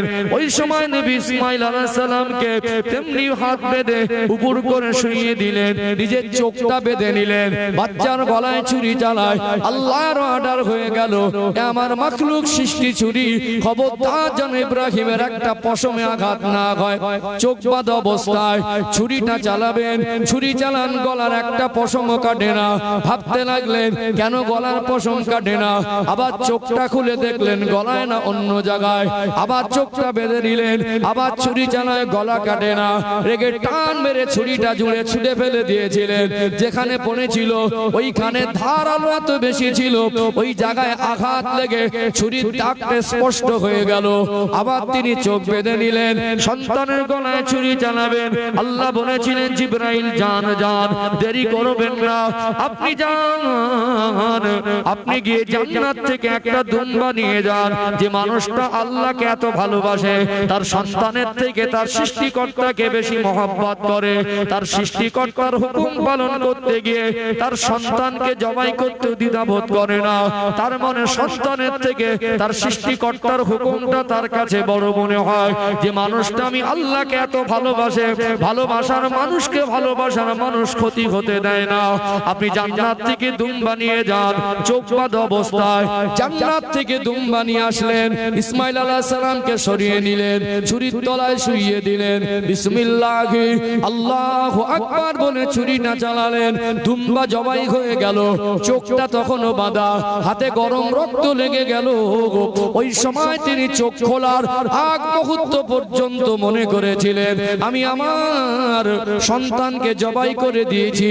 আল্লাহ বলে ইব্রাহিম একবার চোখটা খুলে দেখো, দুনিয়ার মানুষের চোখে যেটা মনে হচ্ছিল অমানবিক, দুনিয়ার মানুষের চোখে যেটা মনে হচ্ছিল একটা সুস্থ মানুষের কাজ না, যে আমি আল্লাহকে এত ভালোবাসে আমি আমার বান্দা বান্দির ক্ষতি চাই না, চোখটা খুলে দেখ, এটা শুধুমাত্র ছিল তোমার জন্য পরীক্ষা। আল্লাহ ইসমাইল আলাইহিস সালামকে হেফাজত করে জান্নাত থেকে দুম্বা প্রেরণ করেছিলেন। জোরে বলুন সুবহানাল্লাহ। দুনিয়ার মানুষের চোখে কখনো আল্লাহর হুকুমটাকে কঠিন মনে হলেও আল্লাহর পরীক্ষা, আল্লাহর হুকুম মানলে বান্দার কোনো ক্ষতি হয় না। এই জন্য আল্লাহ পাক 100 ভাগ মায়াকে 2 ভাগে ভাগ করলেন, 1 ভাগ মায়া একদিকে, 99 ভাগ মায়া একদিকে, 1 ভাগ মায়া আল্লাহ সমস্ত মাখলুকের মধ্যে আল্লাহ বন্টন করলেন, আর 99 ভাগ মায়া আল্লাহর কাছে জমা রাখলেন। পৃথিবীতে কোনো বাবা মা সন্তানের ক্ষতি চায় না। পৃথিবীতে কোনো বাবা মা সন্তানের খারাপ চায় না। কোনোদিন আল্লাহ তার বান্দার খারাপ চায় না, কোনোদিন আল্লাহ তার বান্দার ক্ষতি চায় না, যাতে বান্দা ক্ষতিগ্রস্ত না হয়, যাতে বান্দার জীবনে অশান্তি না আসে, যাতে বান্দা বিপদের সম্মুখীন না হয়।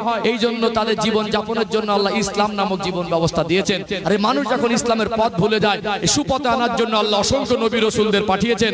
আর আল্লাহ বোঝালেন, বান্দা তোদেরকে আমি অনেক ভালোবাসি, ভালোবাসার মানুষকে কোনোদিন ধোঁকা দিতে যা, ওটা পরীক্ষা ছিল। কি ছিল ওটা? ছিল পরীক্ষা। এই জন্য আল্লাহ কাউকে ধনী করেছেন, কাউকে গরিব করেছেন। আল্লাহ সেই স্মৃতিটাকে একজন নবীর ইমানি শিক্ষা থেকে আমাদের আর্থিক একটা পরীক্ষা আল্লাহ ফেলে দেন। একটা হালাল পশু দিয়ে আমাদেরকে কুরবানি করতে হয় কুরবানি ঈদের সময়। ঈদের ইতিহাস অনেক লম্বা। ঈদ কবে থেকে আসলো, ঈদ কি শিক্ষা দিয়ে যায়, ঈদের ইতিহাস আমি অনেক পর্বে আলোচনা করেছি। রোজার পর আবার কুরবানি ঈদের পর ইনশাআল্লাহ কুরবানির ঈদের ইতিহাস কত, কিভাবে ঈদ পেলাম, ঈদ কেন আল্লাহ দিলেন, ঈদের শিক্ষা কি, সেগুলো আমি বিস্তারিত আলোচনা আবার কুরবানি ঈদের পর আমরা পেয়ে যাবেন, অনলাইনে পাবেন। আর আমি ইতিপূর্বে মানে রোজার রমাদানুল মুবারক মাস ঈদের পর বেশ কয়েক জায়গায় গুছিয়ে ঈদ সম্পর্কে আলোচনা করেছি। অর্থাৎ এইটুকু বলবো, সামনে কুরবানি ঈদ আসছে, এটা আমাদের একটা পরীক্ষা। কি আল্লাহ অসহায় করে রাখতে পারতেন, ভিক্ষুক করে রাখতে পারতেন। আল্লাহ অর্থ দিয়েছেন। একজন নবীর ইমানি পরীক্ষা স্মৃতি আমাদেরকে আল্লাহ শিক্ষা দেয় যে তোমরা আল্লাহকে কতটা ভালোবাসো। আমি আল্লাহ তোমাকে ধন সম্পদ অর্থবৃত্ত সম্মান দিয়েছি তোমার পরীক্ষার জন্য। কোরআন শরীফে 30 নম্বর পারা, সূরার নাম হলো সূরাতুল ফজর, 15 নম্বর আয়াত। আল্লাহ বলছেন, ফাআম্মাল ইনসানু ইযা মাবতালাহু রাব্বুহু ফাআকরামাহু ওয়া নাআমা ফায়াকুলু রাব্বি আকরামান। যখন আমি আল্লাহ মানুষকে মাল সম্পদ সম্মান পরীক্ষা করার জন্য দেই, তখন মানুষ বলে আল্লাহ আমার প্রতি অনুগ্রহ করেছে, কিন্তু আমি আল্লাহ যে পরীক্ষা করার জন্য তাকে দিয়েছি, মানুষ সেটা বলে না। দেখবেন অধিকাংশ ধনী মানুষ, সুখী মানুষ বলে আল্লাহ আমাকে অনেক কিছু দিয়েছে। কজনের মুখ থেকে শুনেছেন যে আল্লাহ আমাকে পরীক্ষা করার জন্য দিয়েছেন? এই জন্য আমাদেরকে দুনিয়ায় আল্লাহ পরীক্ষা করার জন্য পাঠিয়েছেন। আল্লাহর হুকুম মানার ভিতরে আমাদের কল্যাণ আছে। কি আছে? আমাদের কল্যাণ আছে। এই জন্য আমরা আগামী দিন চেষ্টা করব আমাদের জীবনটাকে আল্লাহ এবং রাসূলের কথা মতো চালানোর। ইনশাআল্লাহ এর ভিতরেই আমাদের দুনিয়ার কল্যাণ, আখিরাতের কল্যাণ, কবর জগতের কল্যাণ, আলামে আসবাব, আলামে বারজাখ, আলামে আখিরাত, 3টে জগতের কল্যাণ। এই দেহের মৌত হয়, রুহের মৌত হয় না। ছিলাম আলামে আরওয়াহ, রুহের জগতে। আল্লাহ পাক মায়ের গর্ভ নামক স্থানে কিছুদিন অবস্থান করালেন, দুনিয়ায় পাঠালেন আলামে আসবাব কিছুদিন পরীক্ষার জন্য। এখানে মেহমান খানার মতো আছি, ওই গাড়ি বাড়ি সব পড়ে থাকবে, আল্লাহ ডাকলে চলে যেতে, ভালো মানুষ হিসেবে মানুষে বাঁচি। ভাতৃত্ব, ভালোবাসা, সৌহার্দ্য, ন্যায়, নীতি, আদর্শ, স্বচ্ছতা, পবিত্রতা, খোদাভীরুতা, দিনদারিতা আমাদের ভিতরে যেন থাকে। আমরা আল্লাহকে ভয় করে যেন কোরআন হাদিস মোতাবেক চলতে পারি। আল্লাহ আমাদের তৌফিক দান করেন, বলেন আল্লাহুম্মা আমিন। বিশেষ করে মা বোনদেরকে নামাজের তাগিদ দেন। ছোট থেকে আপনারা বাড়িতে নামাজই পড়ছেন না, আপনার সন্তানরা নামাজ কি জিনিস শিখবে কার কাছ থেকে? দাদু বুড়ো হয়ে গেল, সেও নামাজ পড়ে না, বাপও নামাজ পড়ে না, মাও পড়ে না, বাড়িতে নামাজ পড়তেই বাচ্চারা কাউকে দেখে না, ও নামাজ শিখবে কি করে? এখন দেখছি সব সিরিয়াল খতম হচ্ছে, সেও একটু বুঝতে শিখেই বলছে আমাকে মোবাইল কিনে দাও। এজন্য আমরা পারিবারিক ভাবে প্রত্যেকটা পরিবারের পরিবেশটাকে আমরা ইসলামিক পরিবেশে আদর্শে আমরা প্রতিষ্ঠিত করার চেষ্টা করবো ইনশাআল্লাহ। দায়িত্ব পালন করব, দেখবেন আমাদের সন্তানরা চেহারা খারাপ হলেও মানুষের ভালো হবে, গাড়ি বাড়ি ভালো না হলেও তার চরিত্র ভালো হবে ইনশাআল্লাহ। পোশাক যদি ছেঁড়াও হয় তাহলে দেওয়া হয়, যদি মানুষ হিসেবে ভালো হয় আল্লাহর কাছে প্রিয় হবে। পোশাক যত চকচকে ঝকঝকে হোক, মানুষ হিসেবে তার ভিতরে স্বচ্ছতার পবিত্রতা না থাকলে আল্লাহ তার উপরে সন্তুষ্ট হবে না।